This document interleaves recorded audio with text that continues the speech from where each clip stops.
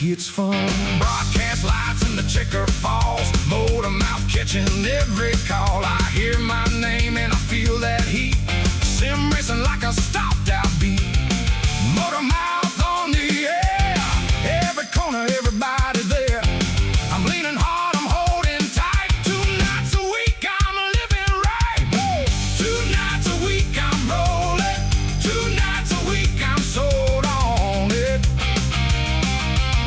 Tuesday trucks, Thursday stock cars, American sim racer, that's where we are. 2 nights a week I'm rolling, yeah. 2 nights a week, I'm sold on it, yeah.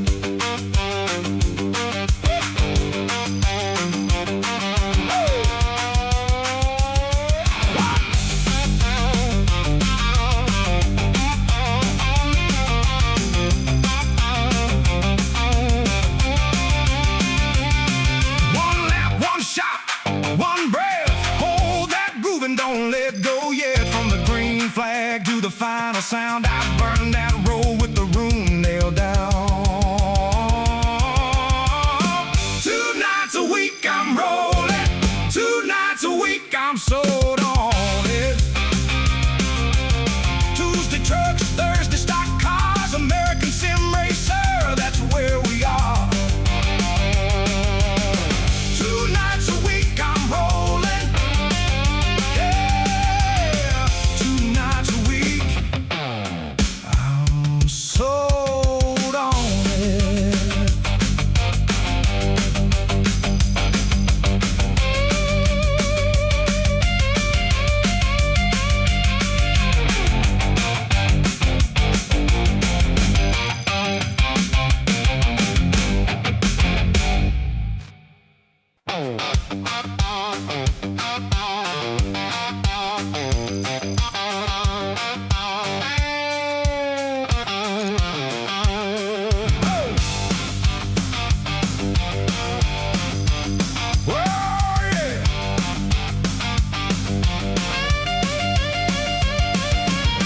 Tuesday night I'm in the lane, wheel in my hands, feeling that strain. American sim racer on the line. Truck tires bark and I'm doing just fine. Thursday rolls, I'm back for more. Stock car thunder coming through the door. One more lap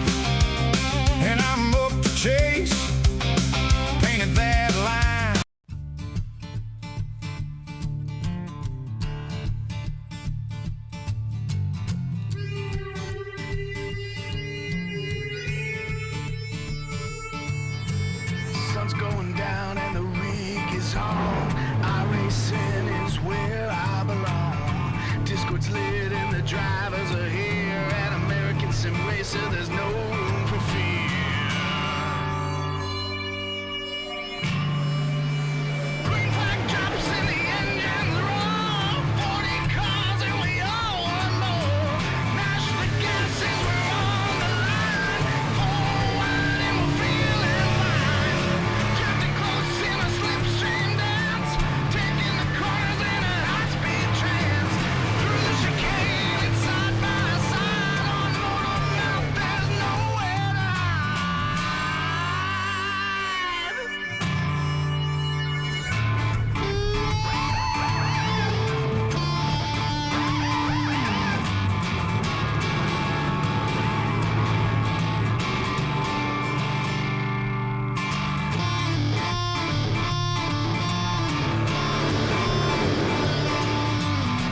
White flag need a perfect lap. All gas, no brakes to close that gap. Checkered waves in the race is won. Another battle is over and done. Cheers to the blue club, they like the show. Victory lane is all I know.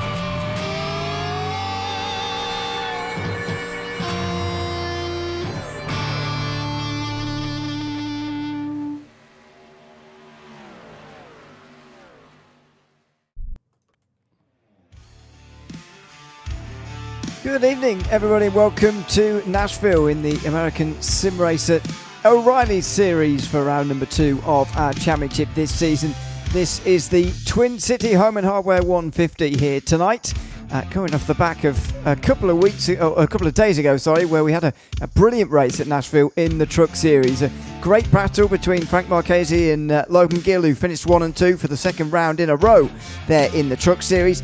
A 20-lap battle or so where they were side by side pretty much the whole way round. It was a very good end to that race 2 days ago. Hopefully we'll get a similarly exciting race here tonight from Nashville for round 2 of the O'Reilly Series as well. It's myself, Ian O'Leary, and Dean Biggles with you here tonight. Usual rules applying once again. 65% of the fuel limit, which should be about 40 laps around here. 4 additional tyre sets, which they'll certainly be using most of. 3 green white checkers if we need them as well, and no fast repairs in this series compared to the Truck Series, which does indeed have one at Nashville. So it's good to be back, Biggles, after 1 week ago at Daytona.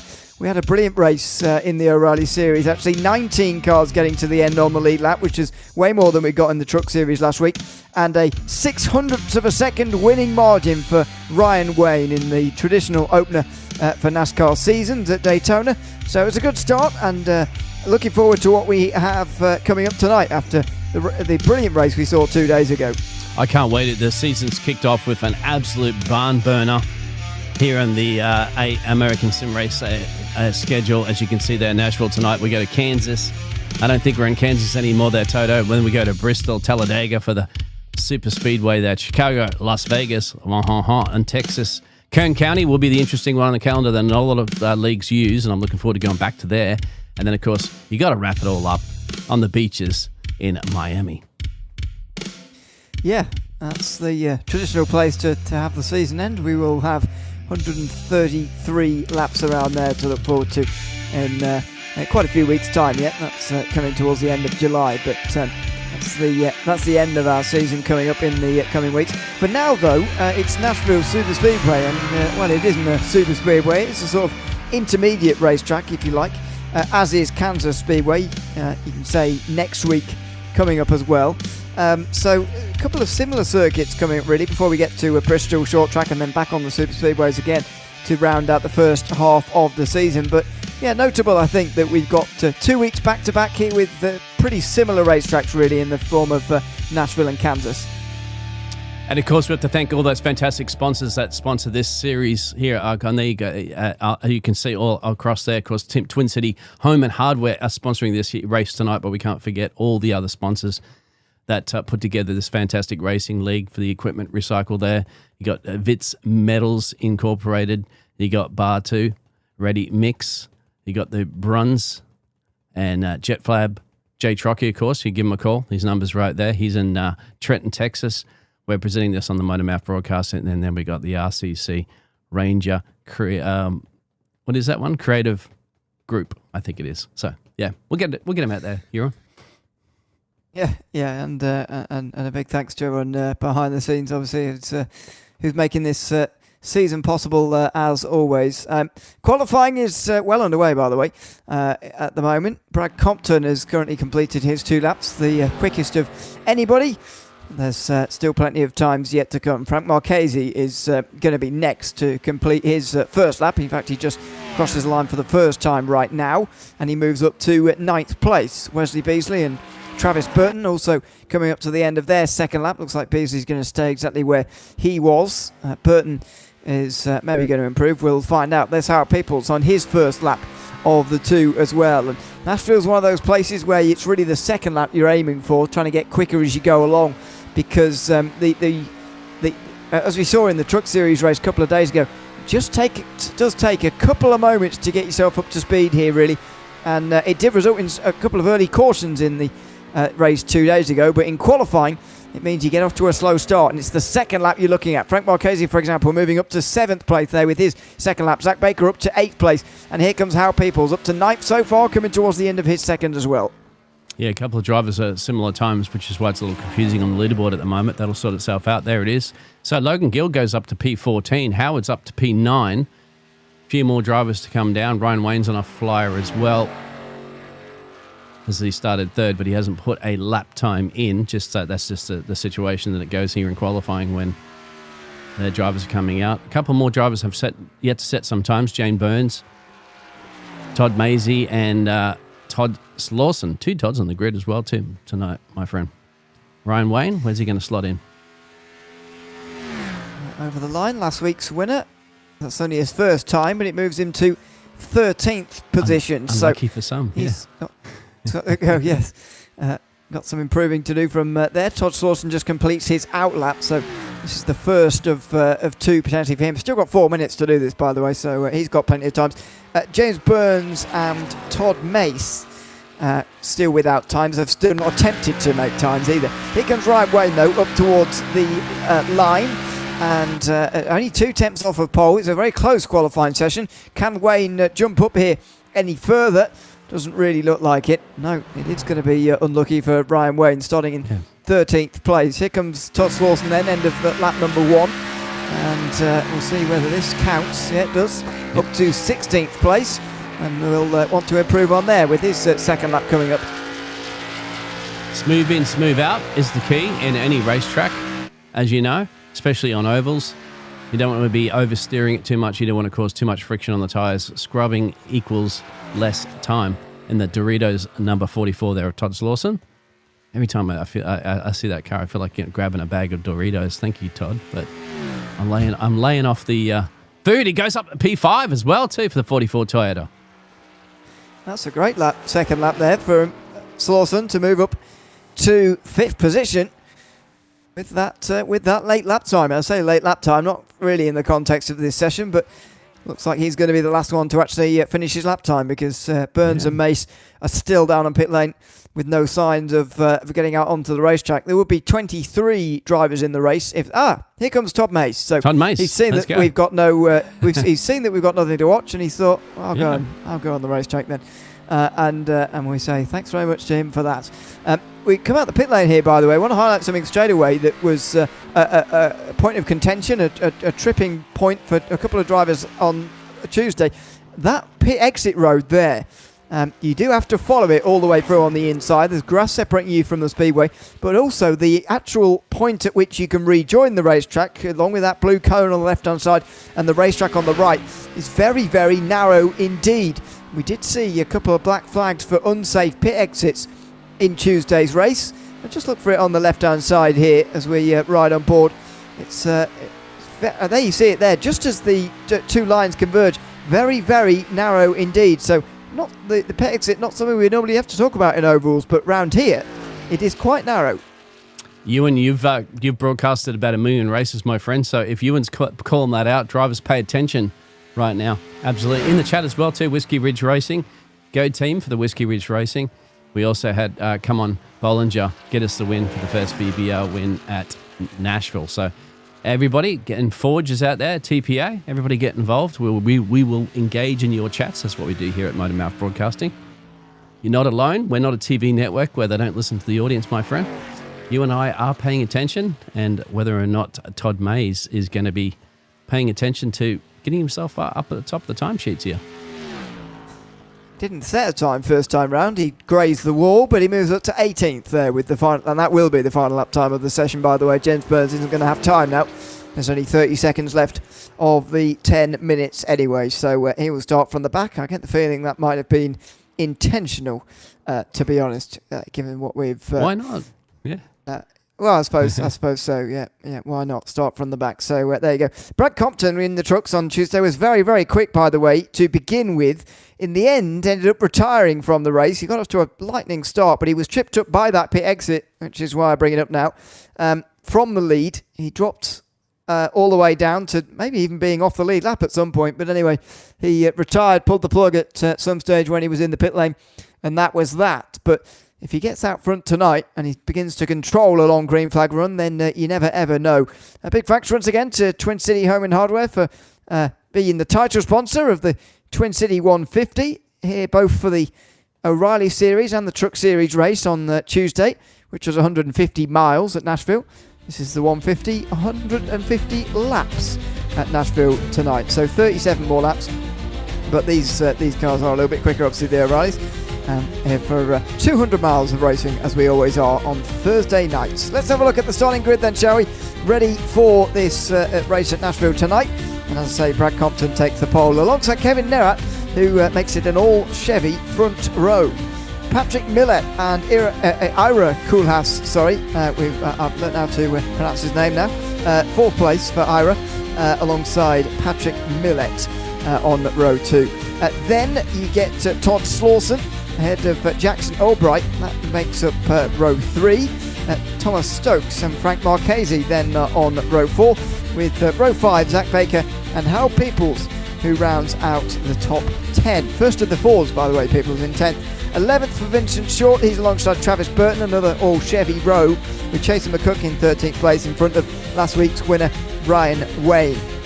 Further down, it is Jason Trocchi, who's alongside Logan Gilt, the two-time winner now in the Truck Series already this season.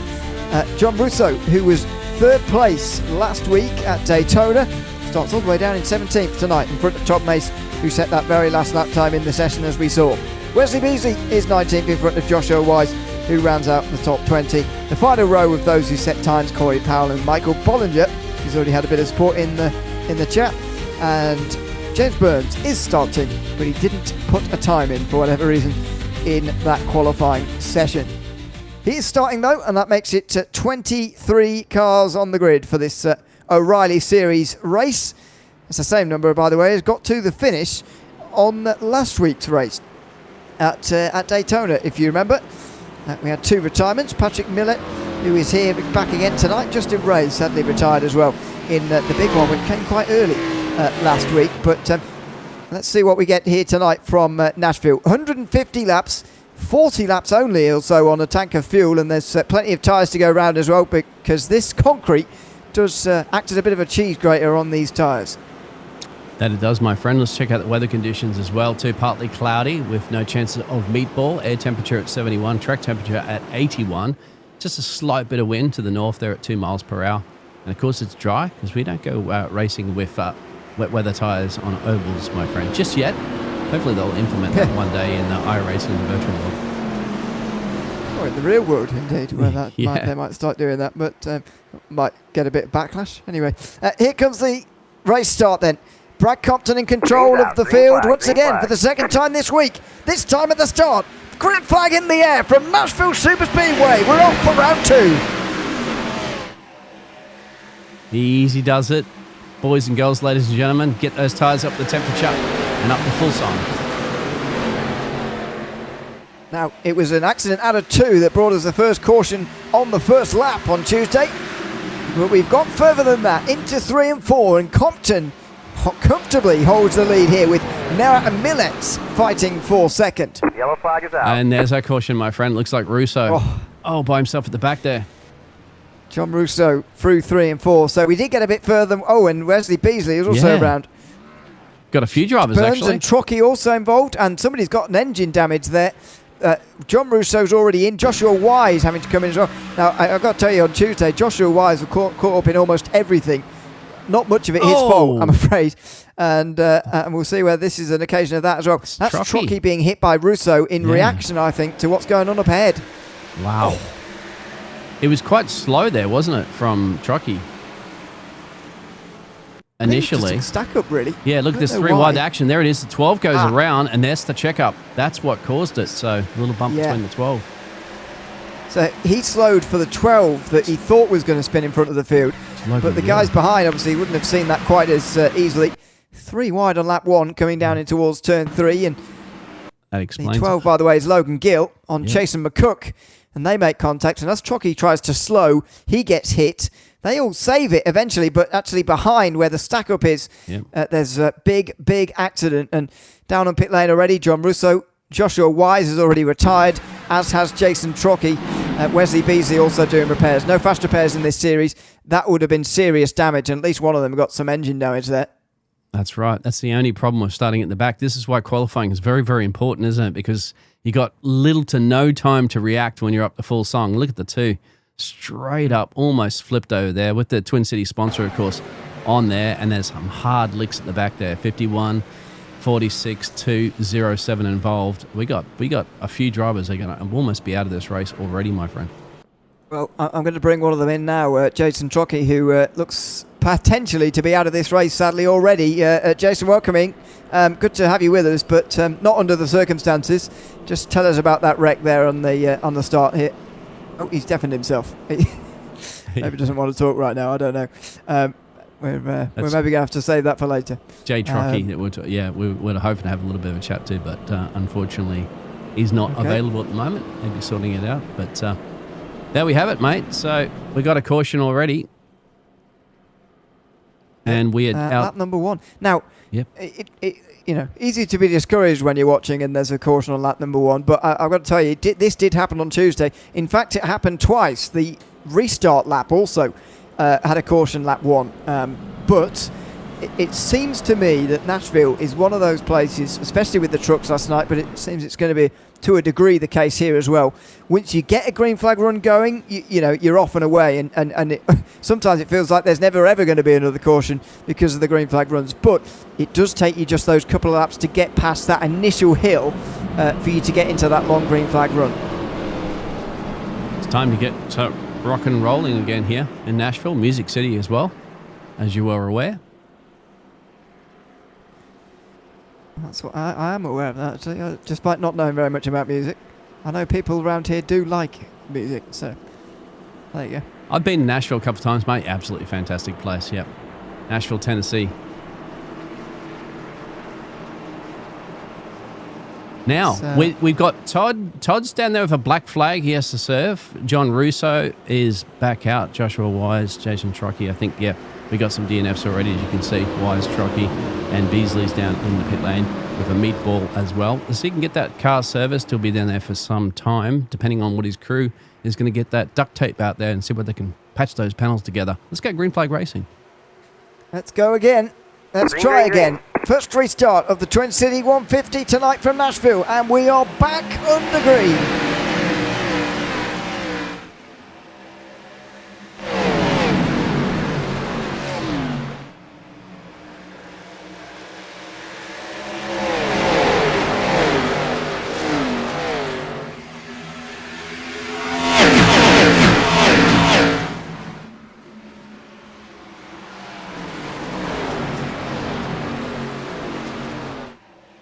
Oh! Wow, off of 4. That was Stokes, I think, who got really loose and into the side of Ara Kulhas, who was alongside. Goodness me. We get a green flag lap of racing, though, as we complete 5 laps on the day. That's the first lap under green tonight, and very nearly wasn't at the very end there. I like the back of Thomas Stokes' car, too. Got beef. Well, there might be some beef in here this evening if you get door banging like they were before, my friend. Fantastic racing. Look at this. Howard on the inside there of Era. I'm not going to get that name correctly. At least you can do that properly. Ira. You can't get Ira. There we go. Yeah. I've been getting it wrong all season so far. It wasn't until we spoke to him actually after a third place finish in the trucks on Tuesday that I asked, and now we can try and get it right from now on. 4 retirements, by the way, from that opening wreck. By the way, John Russo, Joshua Wise, Jason Trocchi, Wesley Beasley, all out of this race. I mean, wow. That just shows you, doesn't it, how punishing a series. You forget sometimes, I mean, I do anyway. I don't know about you. So many series with fast repairs. Just the one for the most part, but for most leagues, but none in the O'Reilly series here at Nashville tonight. And you forget sometimes just how punishing it can be, just how quickly your night can be over. I think, as you know, this is not a super perfect. These drivers don't have a 10K I rating. I think one fast repair, I'm not one to dictate the lead, of course, but I think one fast repair might be a little bit more fairer, considering, we have 23 grid here tonight and you got basically 4 drivers out already. Might be something to contemplate. We had it last season as well, too. I know it's going to be tough, and it basically means, you've got to stay out of accidents, but just to be fair, I think it might be a bit better to allow just the one, but, it is what it is, my friend. Yeah.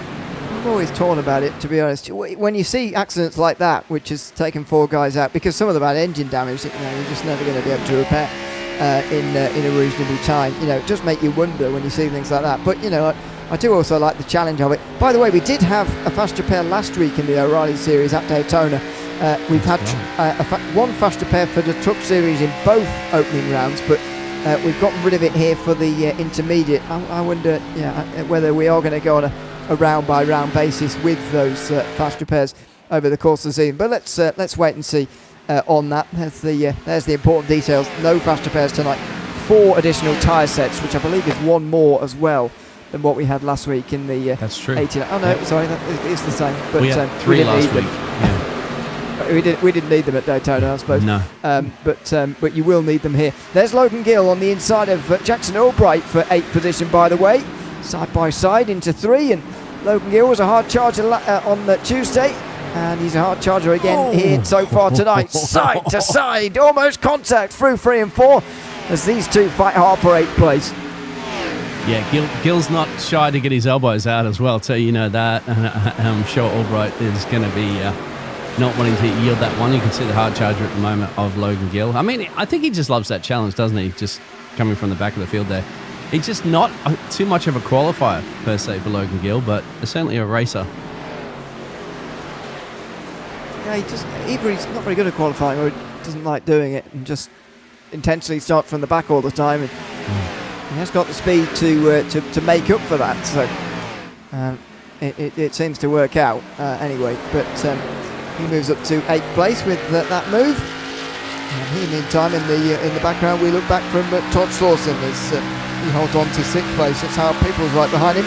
And then as we come through the turns, you'll be able to see Logan Gill just homing into view, coming up towards the back of these guys as we do get a first proper green flag look at tonight. 13 laps complete now, and nearly 10 laps now on this green flag run. Here comes Howard and Todd Slauson, as you can currently see. So the Todd for the Doritos machine will be overtaken by Howard. Another hard charger for the field as well to up 4.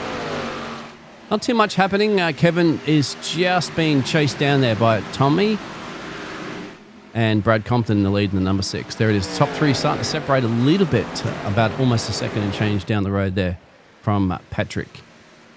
Yeah, we definitely had a defined 3 at the front of at the end of the truck series on Tuesday, but none of these 3 were one of those 3, if you see what I mean. It was Logan Gill, Frank Marchese and Ira Koolhaas who were fighting it out for the win late on at Nashville 2 days ago, but it's Brad Compton, Kevin Nera and Thomas Stokes who we're riding on board with at the moment, who is racing for the win at the moment.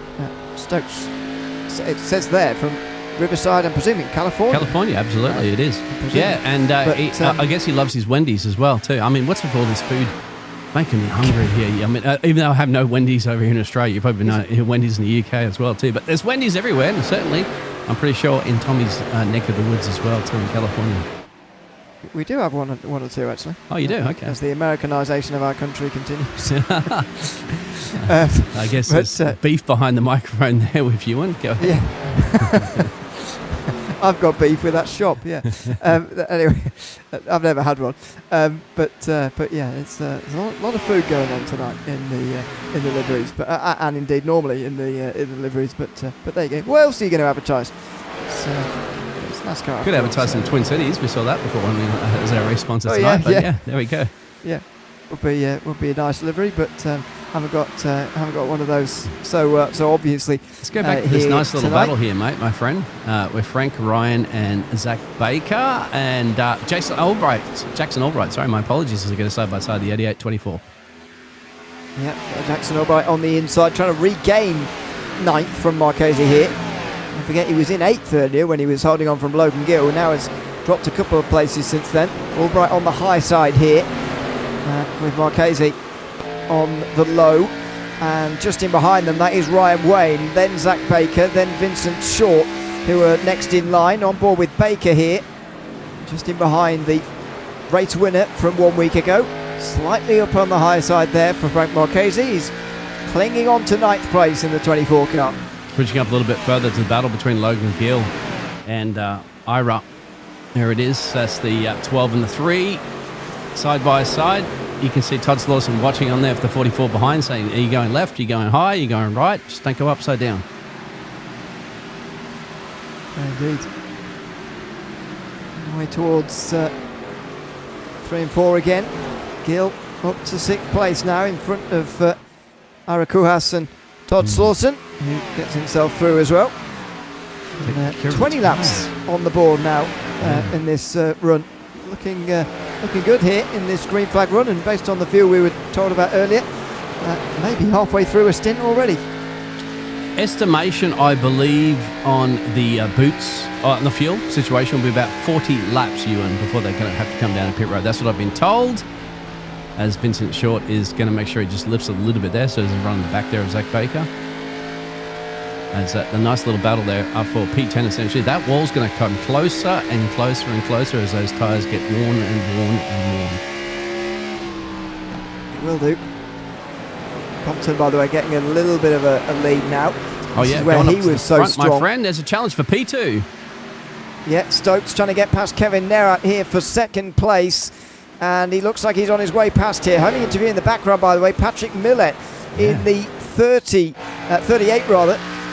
He's just in the background watching on as Stokes just get past Kevin Nerat now. So this is a change for 2nd place and going the wrong way as far as Nerat is concerned. And that is what's allowed Compton to get out to a bit of a bigger lead by the looks of it. Stokes will share that +5 with Corey, Burns and Howard as well too. Logan Gill, of course, the biggest charger. He's up at the P6. Battle for P2 now. P3, my apologies. So here comes Millett. Not got the exit there. This is the sort of circuit, based on when we chat to Kevin Nerat about upcoming weeks, this is the kind of circuit I think that would sort of suit him really. I suppose he's running inside the top 3, but in terms of a longer run, just going the wrong way at the moment. Although maybe he's keeping something back on these tyres, because with only 40 laps of a fuel load, you really do need to look after those tyres for the entire 40 laps. You can't be doing shorter stints than that, because only being able to go 40 laps is still 3 stops at least in this race, which is quite a lot. I don't want to jinx it at the moment, but I'm loving this green flag running. Obviously, that early caution, and so drivers obviously were very nervous and got into each other and took out about 4 drivers. But this is fantastic racing you're seeing right now. There's Ryan Wayne, Zach Baker, Vincent Shorts following them. Up the road there, you got Ira, Jackson Albright. This is the midfield pack. That's the one you throw a blanket over, as the Americans like to say, my friend. Really close all the way down here from 8th place on back, really. Albright and Koolhaas side by side here. That's very wide from Ira Koolhaas, who is going backwards here quickly. Qualified 4th, and there's another place gone. Zach Baker gets through. Here comes Vincent Short now on the inside line. They're all following through. They're all on their way past at the moment. And Vincent Short now is past in the 15. That's an American sim racer livery. Livery. Switching up to the front as well, too. We've got a bit of a challenge once again for P2 and P3. Well, Brad Compton's just looking back at his mirrors going, what's happening behind me, fellas? Well, he's getting a bigger lead because of it. He won't be looking on in disgust at all. It will be the opposite. Patrick Miller gets himself through then into second, or he's about to, I think. Now, he qualified third and initially slipped back to at least fourth, maybe lower. And I think that's very telling here, that maybe he's conserved a little bit through the first third of this stint. Now the middle third, he's closed in a bit, and we're into the final third of this first stint of the race, really, already. And so coming to 3 and 4, Miller on the inside, just slides up in front of Stokes and takes second place. And here comes Kevin Nerrat trying to follow. You send it, maybe. He's going to be side by side with the 71 there of Tommy. Now, inside line or outside line there, I still haven't... You would judge that one there, Ewan. I mean, it's you got to be very careful on the inside line. You're going to scrub much more of your tyres, aren't you? I mean, best to wall ride as much as possible. You don't want to literally ride into the wall. Having said that, Logan Gill at the end of Tuesday's race said something very counterintuitive on that front, that because he and Frank Marchese were running side by side for so long. He said that actually when Logan was running on the low side compared to Frank, he was actually using less tyres than Frank was in that scenario. So that's part of the reason why he kept them kept them side by side for so long in that race on Tuesday. And eventually it gave him the edge, gave him that little bit of tyres. And in the end, once he actually got clear and passed, then the dirty air, which has really changed in recent months in the truck series to the trucks, that really was the hammer blow. And Logan Gill was able to win by 2 tenths, which was double his margin of the week before, which was only the 1.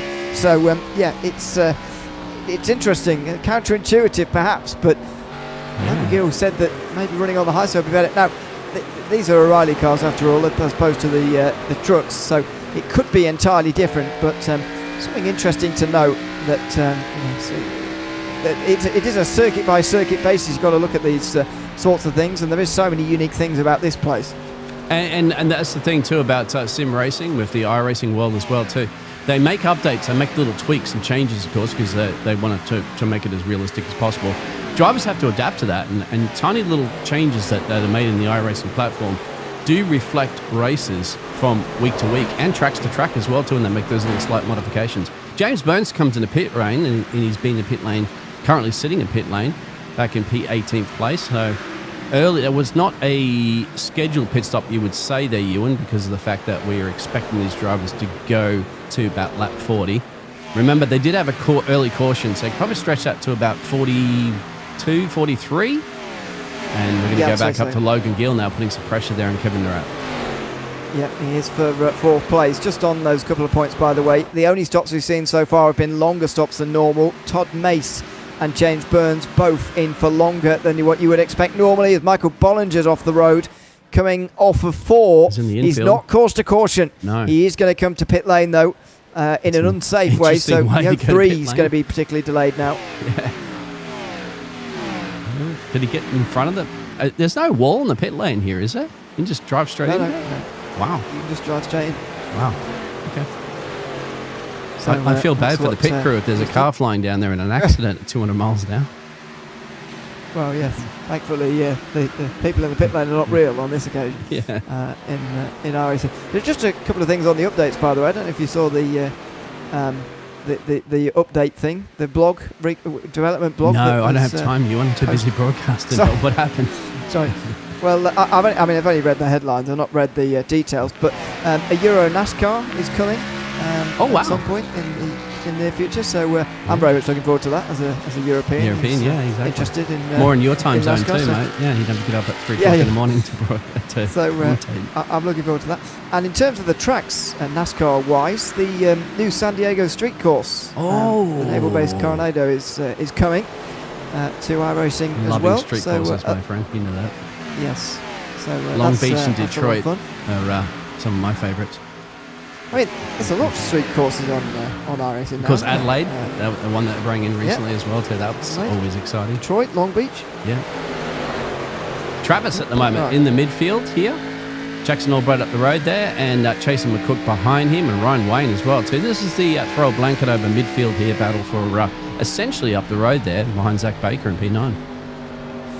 Just before we get to the pit stops, by the way, we'll just watch this on board, but Michael Bollinger's just put himself into the interview waiting room, so I thought I'd bring him in and have a bit of a chat while this green flag run's going on. Michael, welcome in. Good to have you with us, although we'd like to still see you out there on the racetrack, of course. Just tell us about what happened there towards the end. Just the tire fall off was a little too much. I smacked the wall a couple times. Tried to overcorrect it off of 4, then ended my night. I have a bunch of splitter damage, had a bunch of tire damage. Feel bad for all my guys who put a lot of work in for this car. I mean, how difficult was it out there in this first run tonight at Nashville? Because it's a strange circuit, isn't it? On the concrete, it's 1.3 miles as opposed to 1.5. So many strange things about it. How was it out there tonight? It was pretty tough, especially for my first time running here on a O'Reilly car for a while, but I've ran in the Craftsman trucks a couple times here. But it is ever-changing. It is a tire eater, so you got to be careful on that as well.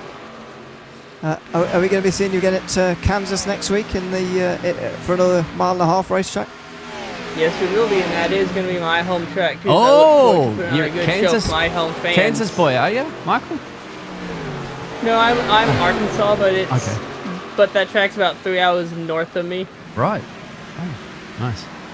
There you go. Well, we look forward to seeing you there in a week's time. But thanks for coming to chat to us tonight, Michael. And as I say, we look forward to seeing you next week. Alrighty, have fun. Pit stops coming in thanks as very well much. too, Ewan. Thank you very much, Michael. As to be expected, so Zach Baker comes in. Ira came in a little bit earlier, so we're expecting that around lap 40, but of course that caution might stretch a little bit further. Yeah, and some guys who want new tyres early maybe want to come in earlier.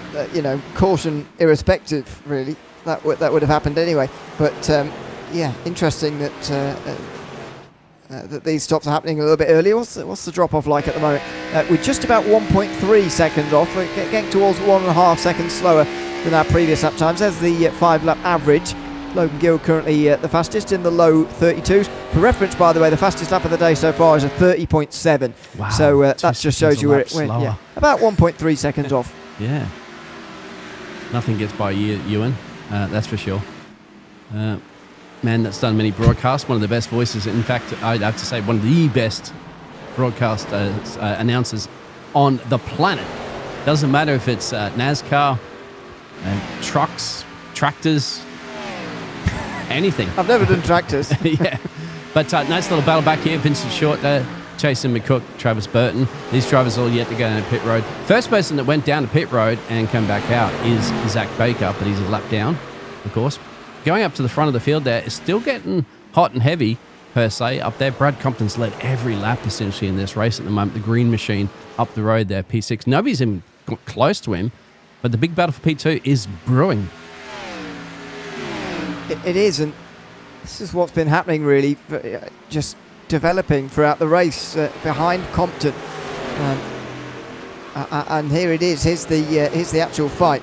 Millett, Stokes, and now newly Logan Gill, but Stokes doesn't want any part of this anymore. Lap 41, no. And he's coming in. As they come up, by the way, past lap, whoa, a little bit deep. As they come up past lap 40, by the way, I'm starting to wonder whether anybody could get maybe to 50 and cut a stop out this race, but I'm not sure that's going to be possible.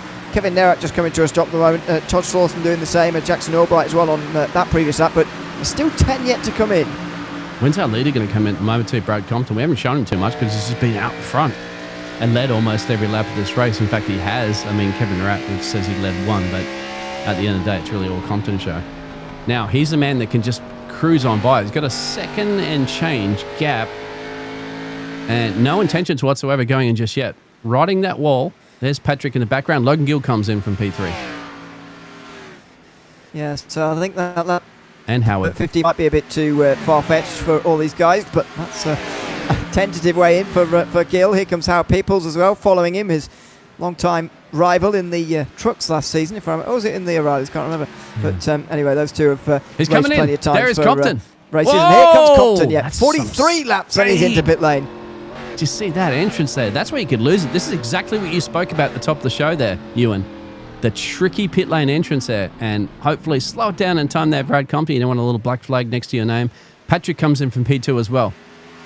Puts Vincent Short to the lead here. So Vincent's not short on fuel. I can tell you that right now, my friend. Well done. Travis Burton also stays out. Ryan Wayne, last week's winner, also stays out, as well as Corey Powell. So we're still waiting for 4 stops now to happen. Stokes ahead of Gill by quite a few. I think Stokes might be leading here. We'll see what happens when Compton comes out the pit lane, but I think Stokes might well take the lead. The undercut may very much have worked. Corey Powell got a black flag coming to pit lane. Look at this. Vincent Storch still out, my friend. Travis Burton and Ryan Wayne, drivers have yet to come in. 44. What I was told the window for fuel is 40, and here he's coming in. Is he? Well, I think he's run out of fuel, has he? Has he forgot yes, he to come has. in? He's got to. He's slow, and the 16's going to hit him. Oh, and that's somebody behind him who's going to wreck him. There and they're it on is. the wall. And now it goes. Yellow flag is out. The 15 goes around. He's never going to get to pit lane now because he's been spun out there by guys who didn't realise he was out of fuel, and now he can't get off the racetrack because he doesn't have anything left. Yep, he's got to request a tow. That's it. I mean, you called that perfectly, didn't you? He's out of gas. He was totally out of gas. Wow. Ewan, this is what happened. He was just a race leader, and then bang, because of the speed difference. As simple as that, isn't it? Pure speed difference. They didn't expect him to be that slow. You wouldn't anyway, would you, my friend? When you're driving around at 100 miles an hour and you're doing your regular speed, and look at this. Bang. Yeah, Nerat just didn't realise what was going on there. Gill ended up in the wall because of all that as well, and then he just goes around like a pinball. One side to the other. I think was that Jackson Albright. Maybe he came off the other side as well. There, I'm not sure, but yeah. Anyway, that's bad news. I'm everything afraid. up now, hasn't it? So does that put Ryan Wayne is yet to pit? Ryan Wayne's the last one to pit. He's in the lead of this race. He's got to wait for pit lane to open. He's got to come in because, I mean, obviously just seeing drivers run out of gasoline. But now that'll put Thomas Stokes in the lead of this race. He pitted just a couple laps earlier. So he has caught the caution here. Yeah, he has caught the caution. Now, Gill just followed him in pit lane. Nerat came in as well, so they won't be getting the wave around here, which is a very baffling decision because they're trapped a lap down at the moment, and they would have had that chance because of the stop for Wayne. They would have had the chance to come back on the lead lap, but they're not going to get that chance anymore. They've squandered that for themselves. So the only ones who are going to be on the lead lap now, obviously Stokes who's leading, and Travis Burton who's up to second, and Ryan Wayne who's on the lead lap as well. But Compton, Millett, Slawson, Koolhaas, Peoples, Marchese, Albright and McCook are all going to get back on the lead lap. The others are not. So we're going to have 11 on the lead lap with Nerat and Gill of 1 lap down each. This actually helps Compton, you have to say, our lap leader at the moment. He's going to cruise up to the back of Bose Travis. Does Ryan Wayne manage to cruise his way out to P3? Yeah. And that shenanigans? He will, because won't he? the top 3... Yeah. The top 3 were still on the lead lap. Wayne maintained on the lead lap, as did Stokes and Burton because of when they stopped. That worked perfectly for him. He couldn't have timed that caution any better for Ryan Wayne. He's up 12 places, a hard charger through the field at the moment too. So, well, it's not out of his control really. I mean, he didn't cause the caution or know that the caution was occurring, but that's paid off dividends for him. It's really helped. And now you can, so we're about to see this rear wave around happen, and this restart's going to look very odd because there's going to be, well, you can see the amount of messing around that's happening here behind the safety car. This is the leader at the moment we're looking at. So Tommy is the leader, but look at you wouldn't think it right now, isn't it, with all the cars? But then the iRacing officials will sit there and say, you are allowed to pass the safety truck and get a move on. So Tommy's sitting there with traffic in front of him, but they're all going to be shuffling their way around there, kerfuffling. And they'll get the pass by. And of course, the person that can't pass the safety truck will be Tommy. Yeah. I think Gill thought he was going to get a wave around there, but he hasn't got one. No. And he drops to the back. Maybe he thought he was in the free pass position. He's a lap down. He can't. Wow. He is a lap down, yeah. As is Nerat. So that's 2 big names to be a lap down. Alongside Zach Baker and Corey Powell, who also just the 1 down. Top Mace 2 down. Then Vincent Short seems to have gone from this race, sadly, with that fuel thing that we saw there. James Byrne's 4 laps down, so he's going to have to take quite some work to get back onto the lead lap again. But this is what I mean about the strange-looking restart with the amount of drivers who are side by side. It's basically going to be the whole field in one line, really, on the inside. Gill on that inside trying to win the lap back the old-fashioned way as we come back to the green here at Nashville. And we got about the top 11 drivers on the lead lap, but we got everybody else down 1 lap. So they might be in the race, you can see in the snake behind Tommy, but they are a few drivers who are a lap down. So this will definitely throw a spanner in the mix. 3 wide in the background. Behind Gill, who's gotten clear of these guys who are racing away at the front. Stokes and Wayne fighting for the lead. There is the 3 wide moment, and it's Compton who's trying to work his way past here. Some guys who are laps down, the 31 primarily, and also, oh no, that's not a lap down car, sorry, that's Travis Burton who is on the lead lap. Yeah. But then there's the 17 just up ahead, and that is a lap car, I'm pretty sure, although I can't see it at the moment typically. So anyway, that's one place dispatch job anyway for Brad Compton. He's up to 3rd. Yeah, we'll get a little confusing even for us in the broadcast booth as well too, with a spanner in the mix and a lot of these drivers, but there it is at the moment. We do know that Patrick is currently in P5, Travis Burton's in P4. That's the spanner in the mix. Tommy's got a little bit of a lead up the road there, Ryan Wayne, and Brad Compton's putting pressure on Ryan Wayne as well too. This is all this. You want to race, my friend, for the second race of the championship here? You got it. Zach Baker, by the way, not 17. Zach. That's why I couldn't find him. It's 77. But there goes Compton unlapping himself from him. Oh, dear, look at that. Steaming into the turn. Millett there on Burton. He was not waiting around there, Patrick Millett. He's trying to chase Brad Compton. They were in the fight earlier, don't forget. And Millett's trying to follow the former race leader through the pack. Todd Slawson on Travis Burton as well, too, side by side. Oh, there's a little bit of beef, my friend, if you want it. Now go to your local Wendy's. It's right here, right now, on the American Sim Racing League. Wow, 50 laps complete, by the way. We're more than a third of the way through already in this race. And this, by the way, this happened on in the Truck Series on Tuesday night. We always got a caution just after the green flag pit stops, and we had it here again here tonight. So hopefully we can get a full cycle of green flag stops like we managed at Daytona to get through without trouble here tonight. But let's wait and see, because we can barely count that last cycle of green flag stops, I think, as proper green flag pit cycle. We almost got through it and then didn't right at the very end.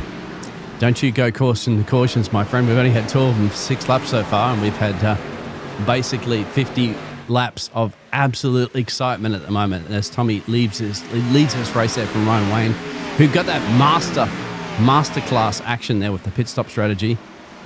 And he's up 12 positions as well, too, in P2. This is where the hot zone is currently at the moment. The Doritos there, once again, and Todd Slawson. I mean, I've been pointing the camera quite around this point here tonight, and tell you what, he's getting the advertising time. 38 on the 77. Brad Compton's under attack from Patrick.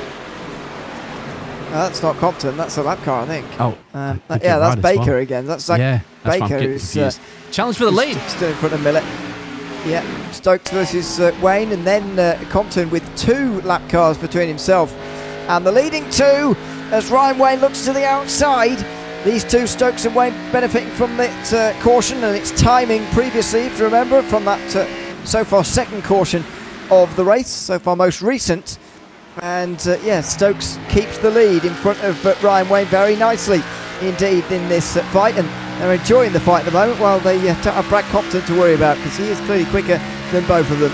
Yeah, and he's coming, look at him coming thick and fast there. He's just on the back there of Ryan Wayne. And don't forget about Logan Gill, who might be in P12, but he's the 3rd fastest man on the track at the moment. But Tommy down there in P4, I would take a 31 average over 5 laps any day of the week, but Ryan Wayne says, I'm a little bit quicker than you, my friend. Just a tip. It's one thing to catch, another thing to overtake. Yeah, indeed. There's 2 obviously outside the top 5 in Gill and Mace, the fastest 5, and that shows that they've got some good speed, and they just need to find their way back onto the lead lap. At the moment, Gill's in the free pass pace, but I think he was hoping to get the lap back the old-fashioned way, to be honest. But anyway, that was close. Yeah. Side-to-side contact there between Burton and Slawson through 1 and 2. Howard's in the mix as well too. Howard's always in the mix, isn't he? Keep an eye out for that 29 machine. He's going to sit there and sit back, relax, and enjoy himself a nice little battle here at the moment. On the outside there, that's the number 16. That's out of place as well, too. Remember, as I said, that's Kevin Nerat. And Kevin Nerat's down there in P14. So we knew this pit stop, that late caution there has caused a mix-up here, because we still have from basically P14 down, or a lap out of place. But they're here, mixing it up with the guys on the lead lap. Yeah, it's great to see. Only 11 on the lead lap at the moment, but still 17 running in the race. Short, the most recent to retire after those fuel woes just before bringing out the second question of the day. But just look at this. Absolutely mental stuff for back here. 24. 3 wide, nearly caught. Whoa, Marchese had a big save on his hands there, and he just gathers it up. Caught that. Wow. Good job. Good job on the outside there. It is the 16th. That's Kevin Nerat once again. He's in the mix. He's just trying to get as far as he can he? To try to get that lap back. Outside again. Baker just generally going further and further backwards here. Matt Baker in the 77. Still got the Doritos on the inside of him there. 3 wide. And here through the middle comes the 31 of Burton. That was a nice pass, and that really does shuffle Baker a long way back. Absolutely. 29 on the inside there. It's Howard Peeps. Wow. Not much at that front. Still Tommy and Wayne. Just a little bit of a change. This is where the hot zone is right now, my friend. Lap cars. Cars trying to unlap themselves. Drivers starting to stay in the lead lap there. Burton, Peeps, Frankie. It's all gone. 3 wide action here, my friend. 3 wide. Oh, and that was tight.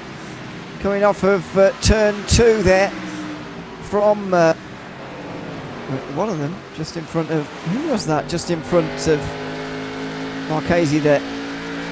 It was Howard Peoples, must have been. That's super tight off of turn 4 as well. Burton almost making contact with a 24, coming up towards the line that time round. That was super close. As Burton again on the inside is going to get run around the outside by Marchese now, but a number of occasions where we got super close to contact that surely would have brought us out another caution. And Kevin's trying to get past him as well too, remember? Kevin Nerat, the 16. James Burns heads down in the pit lane. He's like, I want to get out of this and maybe do an alternate strategy. Let's go a little bit up the front there, because Ryan Wayne, Brad Compton. Brad Compton, remember, led most of this race. In fact, he has led most of these laps. He's trying to battle his way back up the front where he's been. Yeah, so this is, again, this happened on Tuesday. He led early and then had to fight his way through, and he couldn't do it a couple of days ago. Now he's searching for the inside, and he's through on Ryan Wayne, who's, as you can see there, just led for a couple of laps so far tonight, with all the pit stop sort of rises and falls been going on, but Compton pretty easily got past him there. Yeah, and then if I was Tommy up the road, he'd be like, Brad Compton's coming, thinking fast. Thomas Stokes with the pit stop strategies as well too, worked well. Ryan Wayne, of course, he'd be like, hey, I'm happy, I'm up 11. He's still the hard charger to the field. Just lets Brad Compton to hunt down Thomas Stokes. And there's the view from Thomas Stokes. Looking back at Brad Compton, and I think he is looking in his mirrors, because look at that, different lines being taken, even through the tribal that time. Bit of apron use by Brad Compton there, before he enters a bit higher on the racetrack, sort of in the middle line, really. Not a sort of law, which is not used around here, but that middle lane, which certainly is used a little bit more through here. We're settling into another green flag run here after a bit of a false start at the beginning of this race. This is 2 solid runs we've had already. Let's have a look at the little battle there between Brad Compton and Thomas Stokes, and you can see the greens. That's what Brad Compton wants. He's shaved close, about a 10th or so, and then it's evened out almost on lap 65. And he wants to see greens, Brad Compton. That's what you're going to see in that little battle graphic that we have at the moment. Just 2 tenths separating them. It says at the moment it's estimating catching in 8 laps. That's the situation that we have at the moment. Remember, we have a fuel tank of approximately 40 laps. We've still got a ton of 84 laps to go at the moment there, Ewan. So, unless you get a caution, my friend, there's no way you're going to the end to see Barney at the checker flag. we're not far off halfway home now. 100 miles complete very shortly in this race tonight. As I mentioned earlier, just a mile and a third this racetrack, which makes it a really unusual distance. In fact, it's on the concrete. It's, well, not entirely unique, but is different to a lot of other places as well. It's just 14 degrees of banking in the turns as well. Yeah. Going back to, we'll resume that battle, but it's up Jason McCook there, Travis Burton, and this is the hot zone once again. It's been around here in P7, 8, 9, and 10 all night long, my friend. It really has.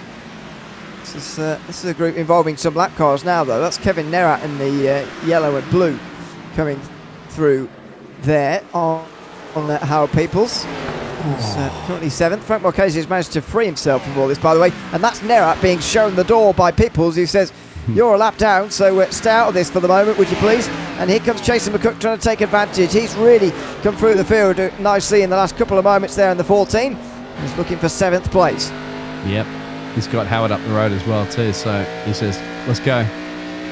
The Twin City Georgian boy, and of course Twin City's race sponsor as well too tonight. So Jason McCook says, let's bring it, Howard.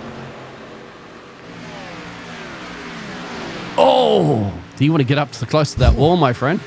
Buy it some flowers first, take it out for a nice romantic dinner. Just take it easy.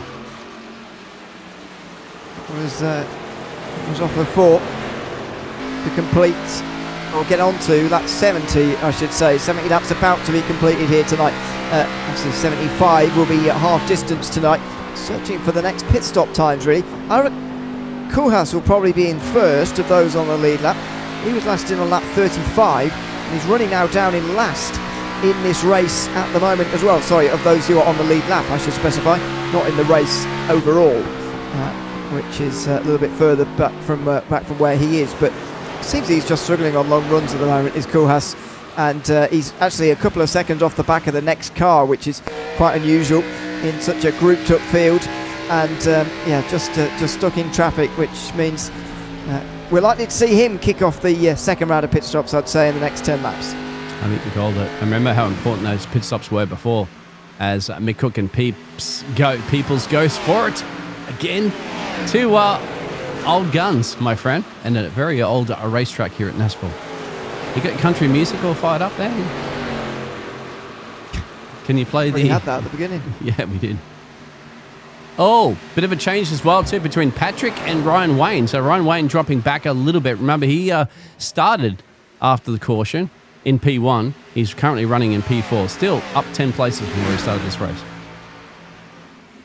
Well, exactly. It's been a great drive from Ryan Wayne so far, and we come to expect it, I suppose, after last week's success that he had at Daytona, winning by 61 thousandths of a second in front of Kevin Nerat. At the end is Sounds Ryan like Wayne. Indy 500 victory, seconds, doesn't it? Also third. That's a similar distance, actually, wasn't it? That was a similar gap, 600s or so. Yeah. I don't remember the exact number, but dare I say ours was an more exciting finish. Yes, it is. Here we go. Maybe, Jason McCook and Todd Slauson as well, too. 44 Doritos machine's been all the action here. And McCook says, let me bring the 14 into play. That black flag for James Burns, by the way, is unlikely to have any real impact. He's at 16 laps down, but just worth noting, because that is on an outlap, and that's exactly what I'm talking about with this pit exit. It's such a narrow gate, effectively, like a gate in a slalom, and if you ever see a skiing thing. Very, very narrow indeed. Oh, and that was hard in the wall there as well, as we just look back here at that's not Peoples, that's Slauson, sorry. Yeah, going back, but you want to see the Peoples, wall here he is. And he's alongside as well, too, the 29. That's Albright and Burton, who are around him. Burton's got the chance to take this 3 wide, and he will do. Oh, and he's going to be blocked by Peoples. So he can't do that anymore as he takes us to halfway. James Burns sending a black flag down there. He's been in pit lane. So we still have 14 gladiators, my friend. I'm calling them gladiators because this is Centurion of Nashville here on the lead lap. Yeah, it's Well, I've got 11 on mine. Baton Rouge, Louisiana as well, too, for Travis Burton. I've been there too, Travis. So. Have you? Oh, yeah. I've been everywhere, man. Sounds like a song. I could write a song about that. Yeah. Should write a travel book. Oh, Howard's going to be sitting there. I've written my name on the fence for the 29 a couple of times. Yeah, you did their ninth place for people still. Just not getting on tonight as maybe well as you'd expect from as we continue to run here. So lap 80 coming up. These pit stops have got to be coming up shortly, and waiting for Ira Koolhaas really, because he's going to be the one to fire the starter's gun, if you like, on this pit stop phase. The others behind are going to be irrelevant really. There's a look at what happened last time around. It's very simple really, isn't it? Top 11, all who are still on the lead lap, all taking 4 tyres, the rest damage, and there we go. Koolhaas is in, so the bar is officially open. Yep, there it is. Are you old enough to drink yet, Ewan? Yeah, I think you are. Even in America I am now, yeah. Okay, all right, good. This young man, look out for him, is going to be the voice of all broadcasting networks in the future, as we're seeing continue that battle as well too, Burton on Howard Peeps. So Koolhaas is now dropping behind the people who are off the lead lap, by the way, including Logan Gill, who's very comfortably in the free pass position, although he hasn't managed to unlap himself the old-fashioned way, and he does need a caution. He is going to get his lap back when it next comes out. If it next comes out, of course, you never know. Side by side down the back straight there, meantime, between Marchese and McCook, as Jason McCook's run through the field continues. That will be a top 5 for Jason McCook if he can get there, but here he is. It's got a good exit. It's got to go for it. Applying the pressure, and here he goes. Shall we say he's cooking up a overtake mood? I know we're going to go there first. Sorry, Jason. Look at this. The 14 and the 24. I'll tell you what, the car with a 4 in it will get the overtake done. Well done. Marchese's coming in, by the way. Yes. So 80 laps complete, and he is in as well. Peoples came in after 79. So yeah, this is really going to kick things off now. Although, having said that, the front 4 are quite a long way away from the rest, so I don't think Stokes is going to be too worried about any of the stops that have happened just yet, but it's going to be when any of the 3 behind him start coming in that he'll start getting a bit more concerned. Look at that, 39 laps, 37, 37, 34, 37, 40, 40. You can see it on the last pit stops. That's how many laps that they've done since the pit stops. They changed tyres, they got gasoline in there. Now, on lap 81, with 70 laps to go, got to be decision time. Do you come in? When do you come in? By the way, that graphic there also explains why Stokes is in the lead in the first place, partly because his stop was longest to go. That means he got an undercut on the rest of the field when he came into pit 40 laps ago. 2 laps on Compton and Millett, and 5 on Ryan Wayne, who decided to run out a long way, although that helped him in his own way because he caught a caution, although that was more fortune than judgment. But that just shows you how Stokes managed to get the undercut here and how he's managed to lead all these laps that he has been in this second run of the race. As Millett comes in, and so does Slauson, firing it into the pit lane. Yeah, you mentioned it, isn't it? The pit lane entrance is tricky. I'm surprised, as you mentioned earlier at the top of the show there, Ewan, like I haven't seen anybody spin in pit lane coming in the entrance yet. But we still have 68 laps for the drivers to prove that they can enter pit lane here in Nashville, in pointing in the right direction. I managed it so far. I do quite like a pit entrance, by the way, that has its own road in an oval. I don't know why, but it just feels like just feels right to have that. You see the it exit reminds me road, of like a Monza pit lane entrance, doesn't it? Like full speed coming out of Parabolica, I think the final corner, Alboreto, I think they call it these days. Here, the race leader's in. Here we go. You want to talk about a pit lane entrance, my friend? Oh, and he's gone deep and he's in the grass. Oh my goodness, that's going to cost him some time. So as he tries to get the undercut here, he goes a little bit wide there. Now, this might be a response to some of the stops we've seen behind, by the way, from the guys already, but it may not be. It may just be the point at which he couldn't go any further because he had been out there for quite a while, but that little bit on the grass there will have cost him some time, definitely. You couldn't have scripted that any better there, Ewan White. You couldn't have scripted it any better. Talking about the pit lane entrance, as we're going to see Compton come in now. Will Compton copy the grass sliding out? He will a little bit, Ewan.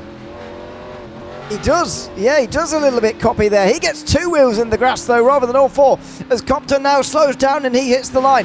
So, goodness me, look at this. This is quite dramatic on the way into pit lane. So, who are we looking at here? Patrick Millett is the one we need to try and see whether he's going to get out ahead of Stokes or not. Yeah. As Stokes gets his way on to the circuit again. Yep, Stokes is out. Through the pit exit. There he is, just in behind Wayne, who's going to lap him. Here comes Stokes through that very narrow part there. He's done that correctly. Yep. There's Millett in the background. That's Kevin Nerat, who's a lap down, and he's on old tyres, so he's going to be slow. But there's Millett sending it into 3 and 4, and he's chasing the race leader, Thomas Stokes. Yeah, Tommy up the road. So here we go. McCook's in from P2. Ryan Wayne's still out on there. Travis Burton as well. Compton. They got it. Yep, they got Compton to go. on his way out. Compton's right out of pit lane right now. So, get on the gas, my friend. Ryan Wayne in the lead. When's he going to come in? But look, well, not this time round. Look how much that cost Compton, though. Just that 1 lap. Hey, how much further he is behind Stokes. It's remarkable just what the 1 lap can do to you, as Jason McCook now has that same thing. But yeah, Ryan Wayne might try and go as far as possible again, because it served him quite well last time round. It did. And if you get a late race caution, it could throw it. Thomas Stokes is the quickest man on the track at the moment, but he's a lap down. Believe it or not, everybody is a lap down apart from Logan Guild in P3. So, but remember, those top 3 drivers at the moment still have to come down to pit lane, as you know. It's not a matter of if, it's a matter of when. Well, indeed. Logan's in. 62 to go.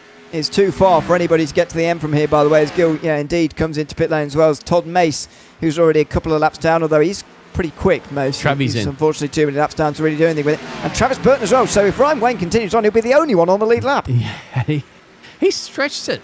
But how many laps now? Unbelievable. I think it's 42. And Burton, but Burton's in. Yep. So Wayne, he's like, I got plenty of. I'm running on electric power, but don't run out of gas that we saw earlier. Remember? Yeah, been short out the race sadly after running out earlier. As there goes Stokes unlapping himself. So Wayne was the only one on the lead lap for a very, very short amount of time indeed. Yeah. But surely this fun at the front is coming to an end soon, and I think it is now, as he comes in 44 laps after the previous time on this full green flag run, as he brakes now for the pit entrance. Got to nail it. Is he going to switch over to 50% electric power? It's not a Formula 1 car, my friend. You're purely relying on gasoline in this car. There he is. He's in the pit lane. That will bring Tommy to the lead of this race, as you mentioned. So Thomas Stokes at the Wendy's powered number 71 says, thank you very much. I shall take that. Here in California, where we do run a lot of electric powered cars. So he'll be in the lead by about 2 seconds, just over, ahead of Brad Compton. Patrick Millett has gone backwards pretty quickly after everybody else has got up to speed. He got an initial undercut there, did Millett. But that's worn away very, very quickly indeed. The gaps behind are starting to enlarge quite quickly. Wayne is going to be within all of that as well. So it's going to be Stoke, Compton, Millett. But look at the gaps that are being created. Over 6 seconds, just back to 4th place and Frank Marchese. Wayne's going to drop big time here. He's got Jackson Albright coming around the corner. McCook, who's on the back of Jackson Albright. Travis Burton, maybe can squeeze out a little bit around there. There's Jackson Albright going full speed, so he's going to get past him. Chasing McCook as well too, chasing him down. I think Wayne will slot in just behind, maybe just ahead of these guys and get up to full steam. Here's Albright. He's going to be like, you just came out of pit lane, my friend. I'm on the gasoline. He will actually clear him. So Wayne, you slot back out there. Remarkable the way that this has changed so much. Wayne down to 8th, McCook down to 10th. Have a look at this battle. P5. Yeah, this is for 5th place, by the way. Ira Koolhaas is even involved in this, and that just shows you how much he can change, because he was 11th and miles down on the rest of the field before these stops put him into this pretty wild group.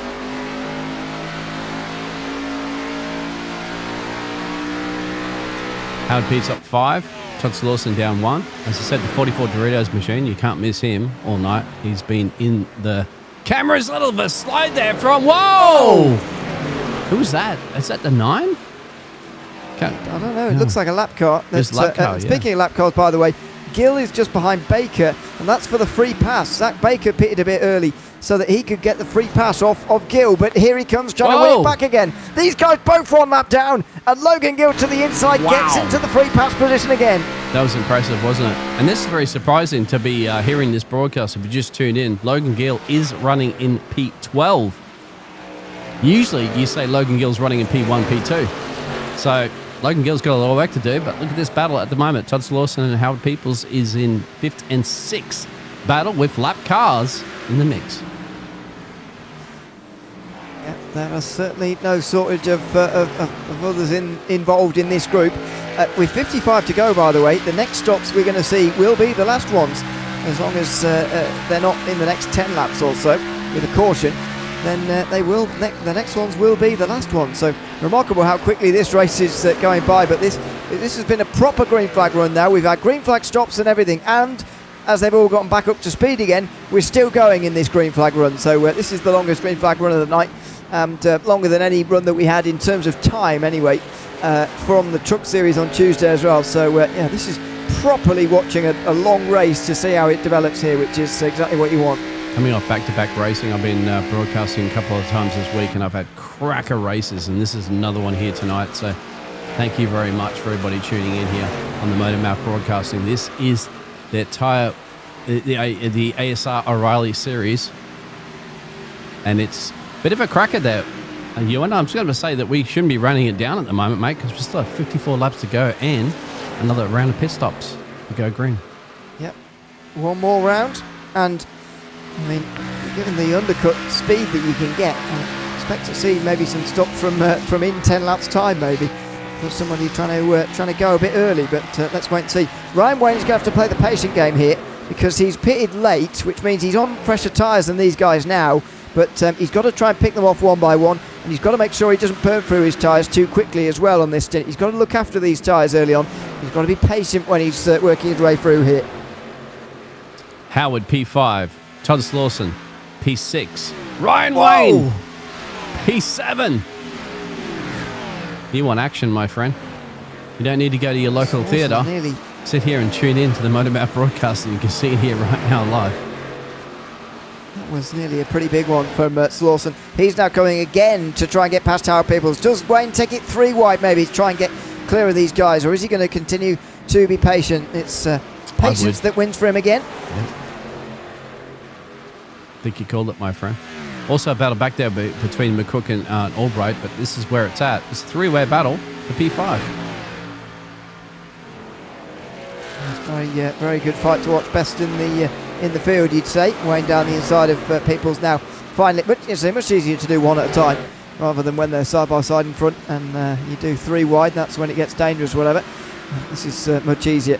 So Wayne gets through on Peoples, and he's surely going to do the same to Slauson very quickly as well. We're going to go up the front because Compton's been chewing. If that's a word, we're not sponsored by a dog food or pet food company at the moment, but he's been hammering, per se, away at Thomas Stokes in the lead of this race. And let's have a look currently at the moment. Look at the greens. Greens is what you want to see. That's what your spotter will be telling you. You're 1/10 quicker, 2/10, 0.02 of a second, whatever it is. That last lap, almost 0.3 quicker than Thomas Stokes for the lead of this race. Yeah. He's getting there. 5 laps. Does that say 5 laps there? It's quite small, doesn't it? It does. It says catching 5 laps. Estimation, of course. That's based on the current previous lap times. He dropped what, 200,000ths of a second there? So it's pretty much even Stevens. Last lap, yeah, pretty much exactly dead on as they did lap 100. What about 101? Yeah, losing a little bit more time. So look how so it does adapt as you go along the catching whatever laps. So it gets a bit weird when it's not a uniform sort of closing or extending. It gets a little bit weird because it sort of averages out. And there you go, 11 laps. It's the all outlook mathematics, now, my friend. It's just trying to work out what's exactly happening. And Tommy won't be, his spotter won't be telling him that. He'd be just going, Brad Compton's basically, half a second behind you. And they are way up the road from Patrick in 4 seconds down the road there, as you can see there for the 38 Toyota. So it's Chevy, Toyota, and it's a Toyota like 3, 4, 5, and 6. Then you got the Ford in the mix there in P7 with Howard Peeps. So situation is what it is, but you mentioned that, they can't go the distance, my friend. They're going for speed, but they can't go the distance. If you've referenced that song, they have to pit again. They do. One more time. Half a second for Stokes, though, is holding. But based on what we're seeing here for the last, however many laps it is now, getting on for sort of, 60 laps or so, having stayed under green here. Something like that. And we're still seeing that same gap. So Brad Compton is almost at an invisible wall here. Yeah. Doesn't seem to be able to get any closer to Stokes out front, and it's got to be a bit concerning. If this race is going to be green for a long time, he's got to work out a way to get closer. I think he must feel like he's in a Formula 1 car match with his teammate, isn't it? And it's just every tiny little bit. The Twin City Georgian boy here of Jason McCook around the outside of Howard Peeps gets the edge there. So move that number 14 up 6 places into P7. He's done this in the past. He's following Wayne, really, with the newer tyres, but the worse starting position at the beginning of the stint, of course, in the car. That you see the last pit stop laps. The furthest away was Ira Kuhas, who stopped 27 laps ago.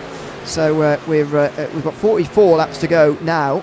Maybe another 7 or 8 laps, and I think Kuhas is going to start us off with a final load of green flag stops here. It looks like we're going to get to that point without another caution if it stays as it is. Yeah, remember Ira did that situation as well too earlier, did the little undercut. Look at this back here, Kevin Narat and Zach Baker. Oh, yeah, they may be spread out across the track here at Nashville, but certainly they are entertaining us. The 77 at the moment on the 16. Nose to tail. Baker, he'll be right on board with. Might switch it back up there for Todd Slawson and Jason McCook as well too, because they're getting close, my friend. The battle for P6 and 7. Again, McCook is the one who's making up the places here on the inside. He's going to get through on Slawson. On Slawson. Rather, I should say for 6th. Yeah. And there is Baker in the 77, who's being pushed back even further here. So he's now behind Kevin Nera, and of course 17 behind Logan Gill now in that 3-way fight for the free pass, which is very much still going Logan Gill's way, but they still need a caution. Yep, they do. They need to get back on the lead lap. That's the problem, isn't it? These drivers, they're sitting there, sit back, relax, and waiting for a caution. And we haven't had them. I mean, I shouldn't even say the C word, Ewan, because every time we say it, something happens. But look at that tonight, my friend. The C word, we won't repeat it, only had 2 tonight. Only 6 laps of this race. What you were talking about for a second there. Yeah. What's he about to say? The 2 cautions so far.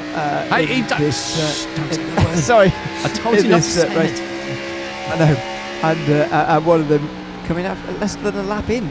Don't forget. Whoa. Here comes Travis Burton outside of the 88. Jackson Albright. That's around the outside for a top 10 place in the 31. Side by side they run, and Burton does get his nose in front in time for turn 3. Jackson, the inside line up the 88. High side or the low side. Whoa, that fence will come up and hug you. As Martin Brundle would say. He'd usually say hug the apex like your favourite grandma. Don't hug that safety barrier, my friend. Travis.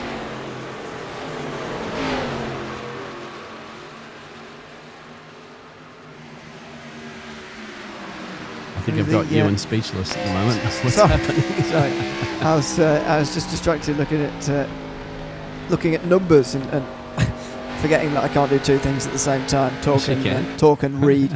But anyway, less than 40 laps to go now. We're definitely on the run to those final pit stops. Wait to see when they arrive. For Travis Burton, though, who we're watching here just get past Albright there, and now trying to get past Ira Kuhas as well.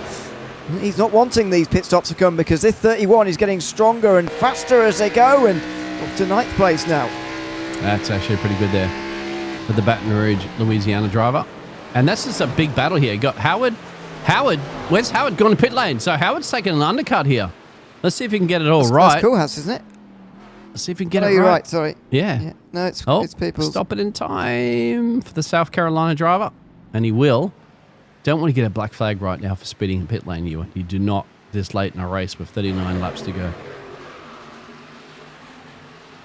So first, 38 to go. These are the last stops of the day, and this would be using their third extra set of tyres, wouldn't it? I think so. Yes, it does leave a set still down on pit lane waiting for them. That's why they didn't come in. They leave an extra set in case there's a late caution. That's why they wouldn't have come in sort of after each 30 laps and used all the tyres in one go. Even though it might be I think it's beneficial. 3. Is it additional 3? I always get confused because you got to start with 4. There's no way you can't start with 4. So is it 4 over the wall or 3 over the wall?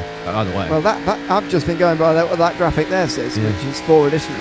4 additional, yeah. So once again, you've got to start with 4 tyres. You can't start with nothing. If you do, you ain't going anywhere, as we all know.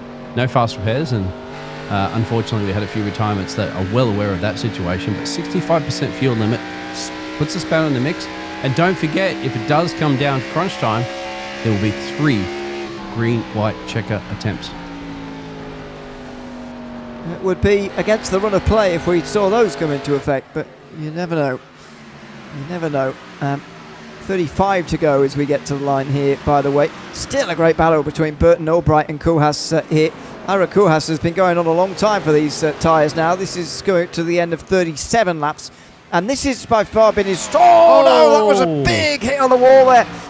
Big hit on the wall. And that was a lap car getting out of the way from these guys now. But a big bit of contact with the wall there.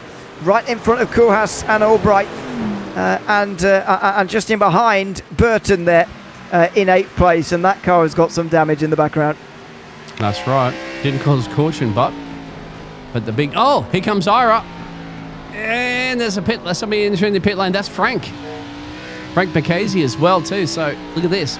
Big of a difference, isn't it, going out to the grass that we saw some of those drivers entering pit lane at the moment. So this is it. It's money time. It's crunch time.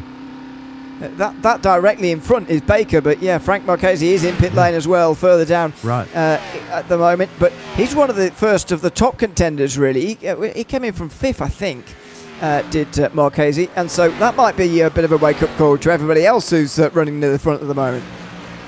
Yep, and they think they nailed their pit stops perfectly as well, too. I've always said that, Ewan, and you've seen it before multiple times in broadcasting. Practice your pit stops.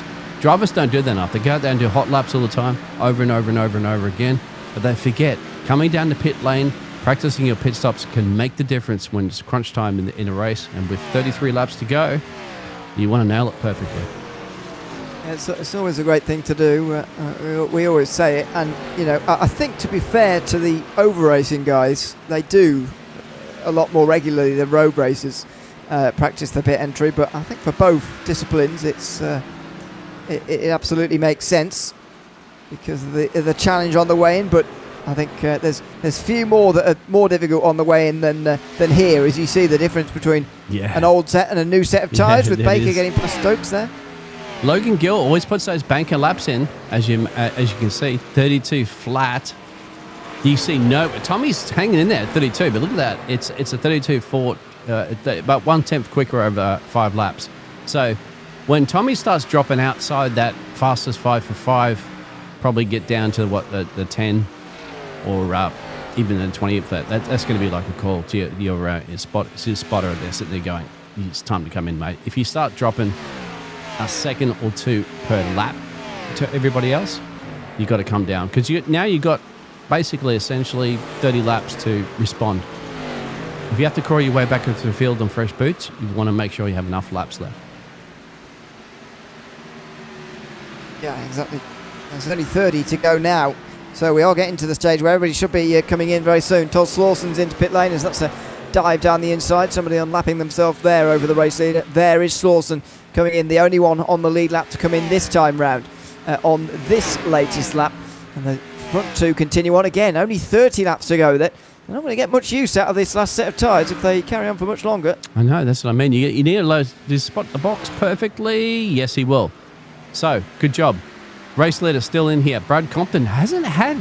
Brad Compton, the man that led majority of the laps at the moment. That might be a bit of a switcheroo as well, too, as we got Travis Burton into pit lane.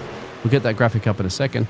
So, Thomas has outdone Brad Compton for the lead laps. in this one. Brad Compton hasn't had an answer, believe it or not, for Thomas Stokes here in this race at the moment. Yeah. And I think it again comes down to who's in the lead at various stages. Because look at this, throughout coming those out of pit 43 lane. laps where Compton was leading, it didn't look like Stokes was going to get anywhere near. 44 comes out right behind our race leader. He just came into pit lane. He's going to be so much quicker. He's going to just be launching this. He's going to like engage nitrous boost. Bye-bye. Tommy won't put up too much of a fight in that one because he knows he's come out fresh boots. Patrick's in from P3. Jackson Albright's in from P6. When's that race leader going to come in at the moment? Or is Compton going to undercut him? Well, he can't afford to let that happen. He's got to respond the very next lap as Stokes, if indeed Compton comes in at any point. As Patrick Millett comes in, to be honest, I don't think they should let Millett get too many laps on them before coming in, really. But Millett's in, and Stokes is going to let him at least have 2 laps of an undercut here. Staying out. Compton's about a second and change down the road. He's been sitting there just doing his own thing. This is crunch time for the engineers, of course, the spotters, friends and family, and thank you everybody for watching out here tonight, getting in there and watching this. Compton's going to sit there. Is Compton, look at that, he's going to have cars go around him, of course, because he's been out here for a ton of time. He's coming in. There it is. He's doing the undercut. So Stokes stays out. Compton says, my time to box. Well, Stokes cannot leave this any more than the 1 lap he's going to be forced to leave this for. But if we see how close Compton gets to Millett, that's going to... Compton he's got a black flag! He sped! Oh, my goodness, that is the race! Brad Compton speeds on pit lane. And despite having brilliant speed here at Nashville, this week he's going to come away with no victories from the Truck Series or the O'Reilly Series, despite having probably the best speed of anybody in both series. He's not going to win either race. This time a black flag for speeding with only 26 laps to go. Stokes responds anyway. He wasn't to know, and either way he probably should be in right now, hoping that he'll be ahead of Frank Marchese, who's actually come out, by the way, in front of Patrick Millett. Wow. Just to let everybody know, of course, that's speeding in pit lane. There's a black flag that comes up, and that means naughty, naughty, naughty. You'll have to do a drive-through. That'll be it. Ryan Wayne will go to the lead of this race. Thomas Stokes is in. Logan Gill still yes to come in. As you said, keep an eye out for Frankie for the number 24 Toyota. He potentially could be in the lead of this race. Ryan Wayne has to come in at some point soon. Last time he went down a pit lane was lap 90. 25 laps to go. No possible way he can go to the end. He comes in a pit lane. So, race leader in, brief race leader, Ryan Wayne. Thomas some comes laps out. tonight.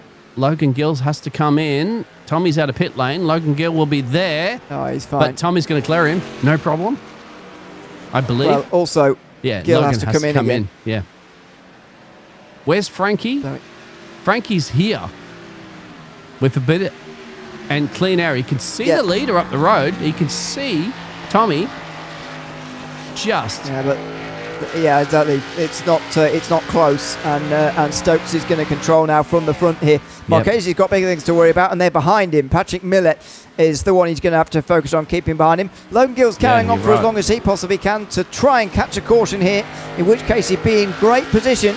But at the moment, that just doesn't look like it's arriving. As Millett gets the exit on Marchese, he flies off of turn 2, and he looks for the run in towards 3 here. Just Millett. He dives again. He tries to get to the lead. He's not... the second place, I should say. He has gotten there, and there he goes through on the inside into second place for Patrick Millett. I think Logan Gill just completely moved out of the way there because he realises he still has to come down the pit lane there for the 12th. He is showing in P4, but he's going to drop a few places. There's great battle for P2. I think that might be it. There could be he wants to champagne on the second and third step of this one. Thomas Stokes has got an enormous gap there. 4 seconds up the road here with 23 laps to go. He can control and dominate this race. I think he can, as long as there's no caution. Don't see a way in which he's going to lose it from here as Logan Gill comes into pit lane. Kevin Nerat will need to do that as well before this race is over. He's about to complete lap 40 of his stint, so he'll be able to do at least one more lap before coming in. But that's big names like Logan Gill and Kevin Nerat who spent all day a lap down basically in this race. That's right, my friend. And look at that. This has been fantastic. I don't know if the drivers even plan. You can't plan for it, can you, there, Ewan? You can do as many laps as you possibly can in a race, but you don't know when cautions come out. and you don't know when you have green flag pit stops and green flag racing, where you have to use your strategy and put it to play, because that's something you can't practice for. You can't rehearse that over and over again. You can do all laps with your mates there constantly over and over again. I can do this time, that time on worn tires, whatever. But when cautions come out and pit stops come into play, you have to strategize that. Yeah, and you know, it was Logan Gill! Coming out of pit lane there, right in front of Ryan Wayne. I mean, he'll be just unlapping himself from these guys again. Wayne and McCook have given themselves a lot to do in terms of getting through the field here late on and trying to get to fourth place, which is probably the maximum that they can actually manage here. But the gap from fourth to ninth is not large. Look from Ryan Wayne here. Most of those positions up in front are positioned on the lead lap, which he might be able to get in the next 20 laps. You get a move on, my friend, because time is ticking. There's up the road there, Jason McCook and Travis Burton, and we're on board right now with Ryan Wayne. I have a bird's eye view of this one. We're not riding shotgun, my friend. We're riding pigeon view, per se. Let's say Hawk or an Eagle is able to keep up the speed of these cars.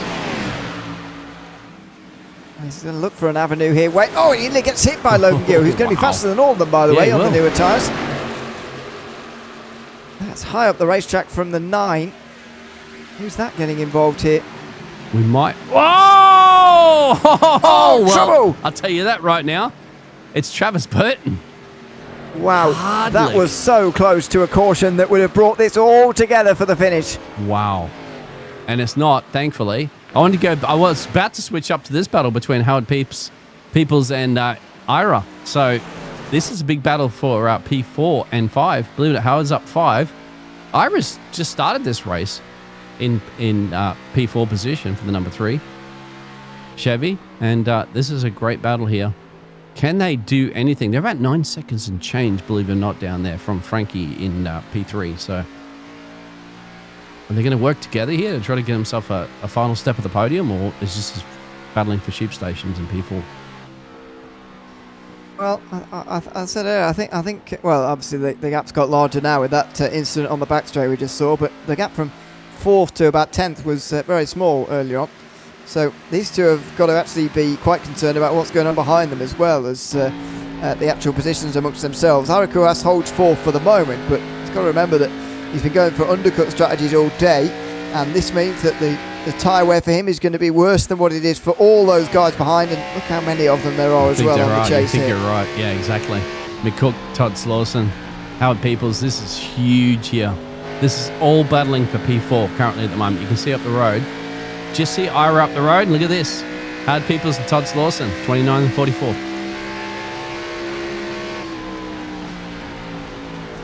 On the way towards turn 3 and 4, close to contact. McCook gets through on Peoples as well, so he's really struggling with tyre wear now. How Peoples, as Slawson and McCook both go through. McCook's always been making up these positions late on, of course, and yeah, he's doing it again here. Peoples dives into the turn there with 15 to go, but McCook's got that 6th place for good now. Yeah, McCook wants 5th, my friend. Just got to get past Slawson. He just tap at home. Just tap at home. And he should be on his way through here in the 14th into the top 5, and I think he can get 4th, to be honest. I think he can get past Ira Kuhas, who surely in these final 15 laps is going to suffer on tyres. You calling that? I like it. Absolutely, yeah. All right. Ewan is on the record for calling this on the tyres. You might be actually right on that one. They're 8 laps fresher, look. Yeah, they are. We'll keep an eye on that. Significant. It's about 20% of a normal stint. That is significant. Place your bets, ladies and gentlemen. Just a friendly bet. Do not gamble with real money. Just gamble with for fun. And we are gambling at the moment there to say that McCook is going to catch Ira to get himself a P4 position. Look at this. Green, green, green on the catching graph there, my friend. Yep, catching 1 lap. I think that's probably the case. because this is coming down very, very quickly indeed here for Jason McCook, and into 3 and 4 he's already looking for a little bit of a dive there to get some air on the nose, and here you go, coming up towards the start finish line. Look at the speed that he has. More than 10 laps for Koolhaas to hold on, and I think he's just going to let McCook go here and try and hold on to a top 5 more widely here, because the others behind are not catching as quickly. It's difficult to keep Jason McCook down at the moment. He's up to 4th place. Do you think it possible he can catch Frankie? Is that a tough ask? Yeah, I think so. Well, I don't know. I think that'll be a bit too far away. Koolhaas, meantime, has hit the wall there and given himself a hard task of keeping Slauson behind. And Ryan Wayne is in there as well. Hal Peoples just not too far away. So that battle for 6th place behind is going to go on. Yep. Oh, sorry, 5th place as Koolhaas tries to hold on to a top 5, but there goes Slauson to the inside. So the top 5 is lost for the 3 car. You called it, my friend. What about Ryan Wayne? Hovering in the background here, up 7 places, one of the biggest gainers in this race. Outside of Jason McCook. Just got himself up into P4. Crunch time, my friend. I don't think anybody's going to catch Stokes. He's got a commanding lead there at 4 seconds. Look at that. Bye-bye to the number 3. It is. And 7th place now for Ira Koolhaas, sadly. It just shows you that, you know, it's very appetising initially, isn't it, to go in early and take those new tyres, but it can fall away very quickly. Caution! Ewan! Wow! Late caution! You want to throw a spanner in the mix at the moment. Travis Burton has thrown a deep, deep spanner in the mix of this race. We're going to go green with about 5 or 6 laps remaining in this race. And everybody's got a new set of tyres, to be fair, so they'll all be able to go in and grab those. However, it is a completely different race now with that caution. Free pass, by the way, will go to Brad Compton after this restart. That is awkward. Wow, it just slid straight up into the 97. Huge moment. What happened there, Ewan? If we break that one down, we'll have a look at it again, of course. Looks like a colossal misjudgment to me. I mean, he's on the inside apron, the 31, and then he just goes straight up into the 97. As if he's not there, really. Yeah. I mean, that's just like, there's, maybe it was a technical fault or something like that, because that is strange, my friend. Very much strange. That'll be analysed after the race, of course. But now, do you pit or do you not pit, my friend? I mean, this late in the race with 8 laps to go, essentially, maybe, let's say after cautions 6? I'd be in, personally. I'm going to say. But Thomas is going to make that call, doesn't he? He's the man in the lead. Yeah, it is always hardest when you are first.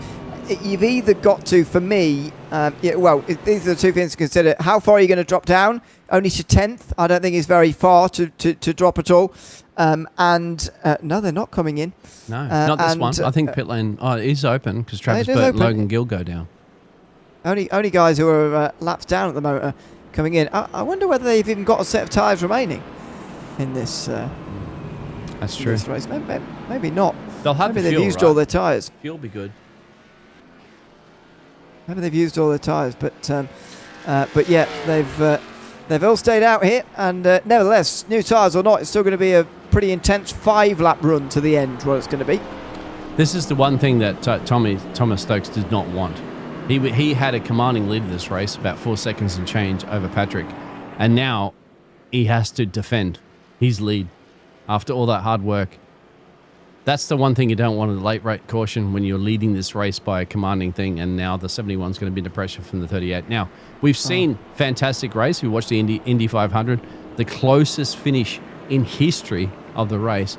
Perhaps this could be a repeat of something. For Patrick would know that. He'd like, I watched the Indy 500. If I can get a good exit and entry in the dying stage of this race, I could win it and take it away from Tommy. Well, it is, as you say, the most disappointing thing to see when you're a driver out front there, seeing the caution come out, everybody get back to you again. You know, he was the winner in waiting, really, of this race. He was going to go on and win, surely. In the end, he's got a battle with 9 other guys on the lead lap here, although Brad Compton's going to be at the tail end of the field, very tail end, because he received the free pass here. So really 9 are going to be right on top of him. There's Patrick Miller as well, making it clear. Look at that on the outside. The mind games there, running in front of Stokes there on this pace lap. Got to make sure he doesn't do that by the time they get to the restart zone and the start-finish line again. But the mind game's beginning here as well. You got to put the fear into your opponents, don't you? You have to say, hey, I want to win this race. And you got to say, no, you're not going to win this race. If gap car, Ayrton Senna would say that back in the day. I think we got a little bit of message from Tommy out there being a great race over here, but he's in the RC booth. But we're going to have to wait for that one, my friend, because this is it. This is it. Yeah, this is it, my friend. Crunch time. It's for the second time this week, a brilliant finish in the American Sim Racer Championship. This is the O'Reilly Series. We had a fantastic battle between Logan Gill and Frank Marchese for the last 20 laps in Nashville in the Truck Series on Tuesday. Well, it's a shorter dash to the finish in the O'Reilly Series, and we've got some new names to contend with at the front as well. However, Thomas Stokes going to bring them to the green here in the American Sim Racer Truck Series in the Twin City 150 from Nashville. Green flag going to be on the air for potentially the final restart. 5 to go here in Nashville. Good launch from Tommy, but the rest of the field have to shuffle it up at the moment, my friend. Oh, Millett on the outside of Marchese as they fire all into turn number 1. Millett on the outside holds on to second, but what a great jump from Stokes out front. Yeah, he needs to hold this one. He knows he's got the pace, the distance. There's a huge amount of action happening in midfield here at the moment. This could be another late race caution. It's battling 3 wide, 3 by 3 by 3 by 2. Wow, look at this. 2 rows of 3 wide. Compton on the inside trying to make it 4 into turn 1. He's not going to manage that. Chaser McCook through the middle here. There's contact, and there's going to be a spin here, surely. There's a big save from Albright on the outside. We stay green somehow. Unbelievable. Can you believe that? Hats off to these gentlemen. Whoa! And it's not that. We got somebody that's chasing McCook down the inside. Now we've got one. Yeah, there it is. We're into green-white checkered territory now. Big crash towards turn 3, and we've got green-white checkers here at Nashville. McCook and Peoples as well too. I think that's what's happened. Yep, you're right. There's a lot of dinged up cars right now. They're chasing for sheep stations at the end of this day. And let's see how it all pans out. There it is. Oh, it's McCook who gets turned across the nose of Brad Compton there initially. Goes back on the racetrack, and lots of guys involved in it. Damn. Compton had a meatball there. Chaser McCook in the pit lane, as you've said. And how Peoples would have been involved as well. Maybe Jackson Albright was only delayed. He might have got damage as well. But as I said earlier, no fast repairs in this series means it's much harder to get back. There's the 14. Comes down the inside apron, out of control, comes back up there, straight into the side of some big money makers in this race, my friend. And that's just the kerfuffle that's caused the last, first of our green-white checkers as well, too. Wow, who was on the anchors almost slammed into him there. Zach Baker, that wasn't it? Yeah. Back on the lead lap, by the way, Kevin Nerat, who was the lucky free pass. So he's going to be back on the lead lap here for this 2-lap run to the finish.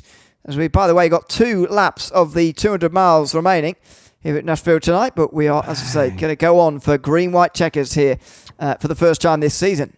Do you know that I would say if that inside chicane, the tarmac wasn't there, he wouldn't have had the grip to come back up. He would have been in the grass. Well, and then you look, 14 right, gets on that little inside tarmac and gets grip to come back up. Didn't have that, would be in the grass in the infield, spinning, but came back up there and took out a ton of drivers. Not intentionally, of course, but just that's the situation as it was. So something for the track management to figure out in the future.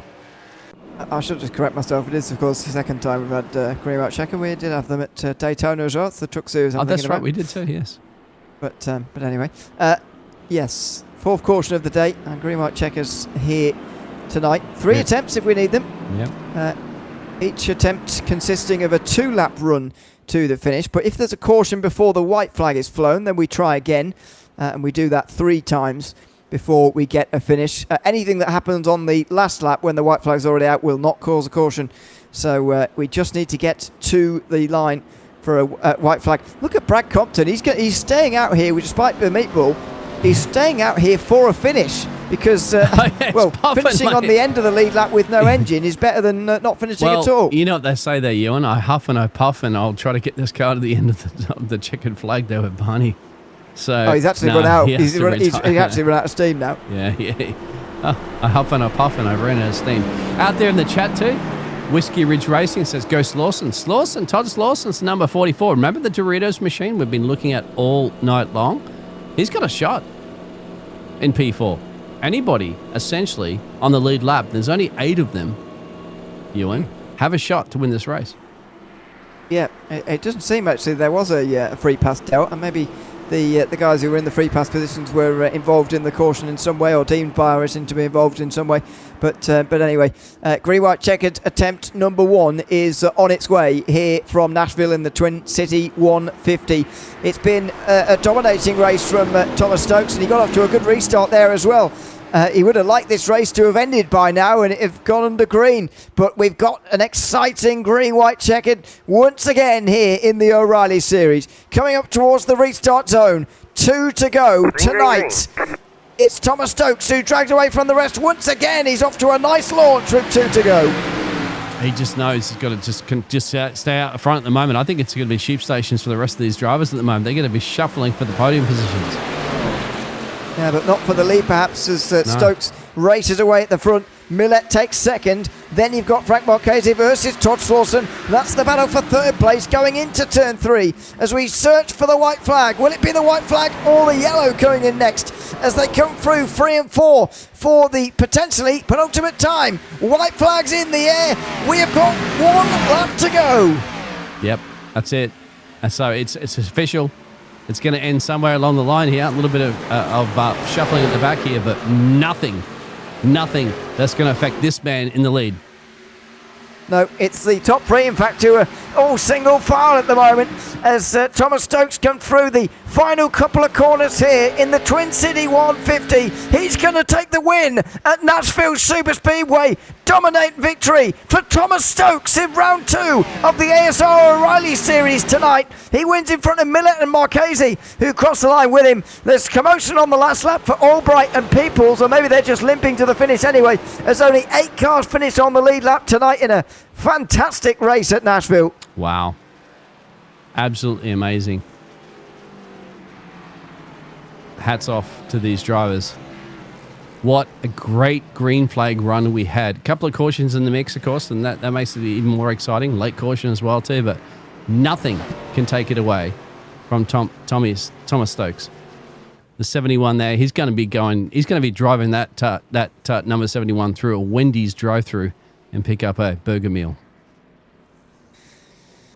He's certainly going to be celebrating tonight. Waiting for his burnouts. Maybe we're not going to get them. Maybe not tonight. The gasoline, but, I'm not sure, but he's got it there anyway. Yeah, he's going to take the adulation and celebrate that one tonight, I'm sure, here at Nashville. A great victory from him here to take the victory on that green-white checkered restart. The race being extended by 3 laps in the end. It only gave Stokes 3 more laps to lead. 98 out of the 153, by the way, led by him tonight. He finished ahead of Patrick Millett, then Frank Marchese. Pretty single file, top 3 to the end there. The battles were behind. Todd Slawson finishing 4th in front of Ryan Wayne. Ira Kuhas ending up 6th place. Jackson Albright and Hal Peoples, last one on the lead lap. Logan Gill was looking for one more caution there. He would have got back on the lead lap. He was 9th in front of Kevin Narrett, with Zach Baker ending up in 11th place. Todd Mace was 2 laps down with Brad Compton there, who retired late on.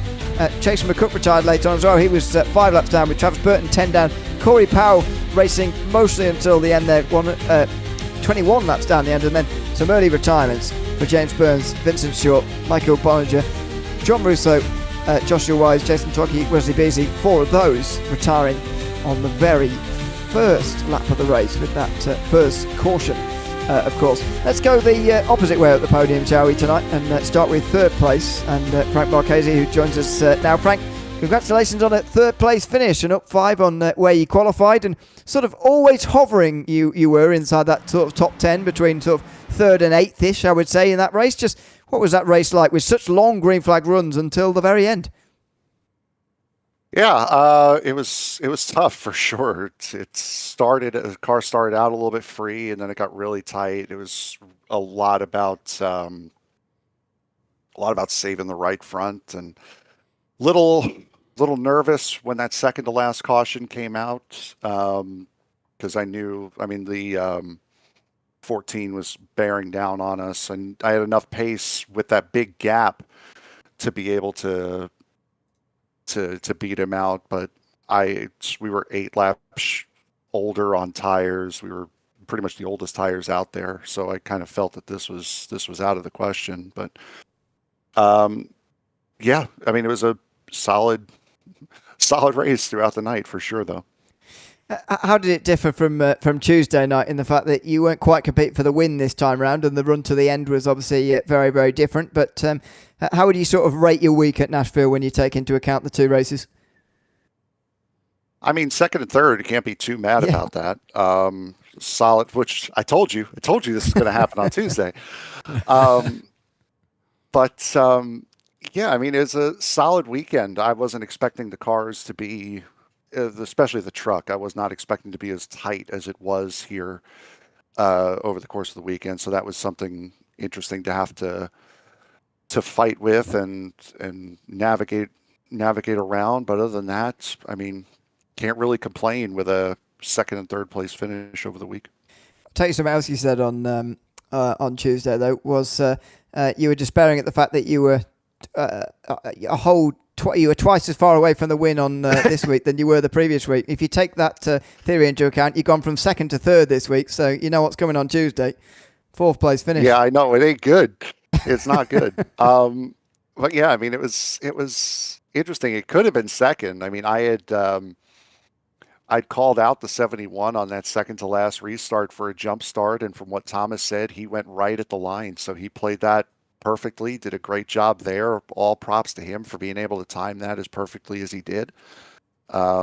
Great race, great win for him, and just happy to get a podium, because the way things were going, it wasn't. I didn't think we were going to be finishing this high today. Well, congratulations on a third place finish, Frank, and thanks for chatting to us at the end of the race again as well. Yeah, of course. Really quick, shout out to the series sponsors, Bar 2, which is going to be on the car every single week, Equipment Recycle, Vitz Metals, Twin City, who is the headline sponsor for today, Brunge General Contractors, JetFab, Ranger Creative Concepts, RCC, and you guys for putting on a heck of a show. We'll see you next week at Kansas. Absolutely, look forward to it. Frank Marchese, third place tonight from Nashville in the O'Reilly Series, chatting to us there. We'll continue going the wrong way up the podium, shall we, and chat to Patrick Millett next up. Patrick, congratulations on a second place finish for yourself tonight. How does it feel to sort of finish so far up the field and come so close to a victory here tonight after your start to the season, which was less than ideal at Daytona? Yeah, less than ideal is how I would put it too. It was just pretty disastrous right off the bat. I thought I was gonna have a good run. I was up front there in position there in Daytona, but yes, I love tracks like this. I love tire wear tracks, and I kind of misread my fuel. I thought I had less laps than I did, and I got myself out of sequence, and I kind of ruined my night. But it was great. It's good racing with these guys up front, and it was nice and clean and a lot of fun. You mentioned this is a tyre wear track. Just describe to us what it was like as it evolved over the stints, because actually watching, it didn't feel like very long stints for a tyre to really change and slow too much. We saw drop off at about a second and a half, which, you know, it's not insignificant, but we've seen worse. How was it to sort of to drive over that period?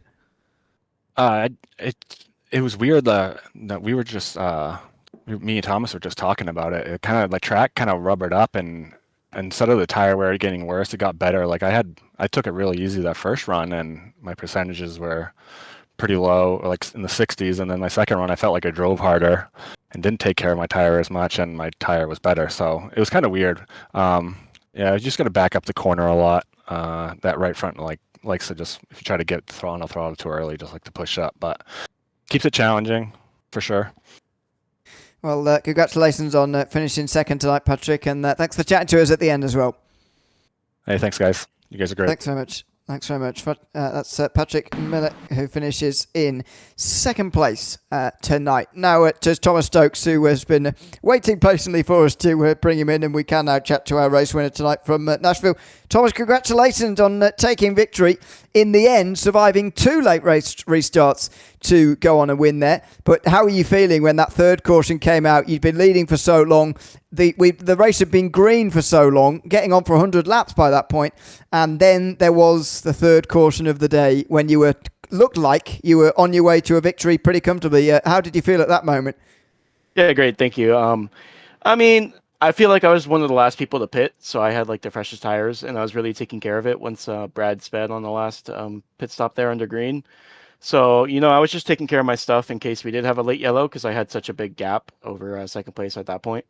So, when the yellow came out, I was a little upset that it couldn't have just gone green and, been simple, but I felt like I had the car to do it because I had fresher tires than mostly everyone else behind me. And in the end, you did have more than enough to hold on, as say, through 2 late race restarts. But what do you think this does for your season now in terms of what you're aiming to do this season? You were 7th place at Daytona last week, but that's never a great gauge of sort of, very much really in terms of speed or form or anything, because there's so many variables there. This feels like a bit better of a gauge. What are you aiming for this season? Is this a sort of, battling for the race win you're expecting to be there week in, week out, or is this a place you particularly enjoy? I would say I'm here to battle for race wins. In my opinion, this is probably one of my worst tracks, so we'll see how the rest of the season goes. I hope to be here more often talking to you guys. Yeah, well, yeah, if that's the case, then you might well be. But we'll wait and see. Congrats on the win tonight to Nashville, though, Thomas, and thanks for chatting to us at the end as well. Yes, great. Thank you guys for broadcasting. It's awesome. Thanks very much. That is Thomas Stokes, who wins tonight from Nashville Super Speedway here in the O'Reilly Series. And it certainly delivered, Biggles. I mean, we had everything there, didn't we? We had late race restarts and short runs towards the end. We had long green flag runs with 2 cycles of green flag pit stops in the same green flag run, which is pretty unusual to see as well. And in the end, a very worthy winner because, as much as Thomas was sort of seeming to downplay it there, it must have been quite a moment when he saw that caution come out after such a long green flag run and think, I might lose this to a short green flag run. But in the end, it seems that the right driver did win in the end. And just like the race that happened in the NASCAR Cup Series, it wasn't thankfully called early because of rain. So Tommy managed to hold on the late attack on the late race cautions. But you got to put yourself in that position, don't you, Ewan? Up 6 in this race. Did everything he did. He's going to be going through that Wendy's drive-through later. We forgot to ask him actually during the interviews. He's going to go down there in Wendy's and thank them for sponsoring the number 71 Chevy. But that's going to be, it's a crack of a race. I really, really enjoyed this. And this is only the second race of the season. Don't forget that, Ewan. We have Kansas and a lot of other tracks coming up soon. Yep, Kansas Speedway is next week. The intermediates, although the 2 that we're following on from one another aren't entirely comparable with one another, Nashville and Kansas. But anyway, Kansas Speedway is next week. It is the 4th of June. We'll be live same time, same place on Thursdays and Tuesdays with the American Sim Racer League. Trucks on Tuesday, O'Reilly's on Thursday, as we've had here tonight. And the week after, we'll split off from one another as the trucks go to Eldora and the O'Reillys go to Bristol. But that's all to come in the weeks coming up. A big thanks again, of course, to all the companies behind this and all the people behind this American Sim Racer League once again. This has been the Twin City 150 tonight here from Nashville Super Speedway, and a big thanks to them as well for being with us here. We'll be back on Tuesday and Thursday next week with more ASR action. For now, I've been Ian Lear alongside Dean Biggles, and we'll see you in Kansas next week. Goodbye for now.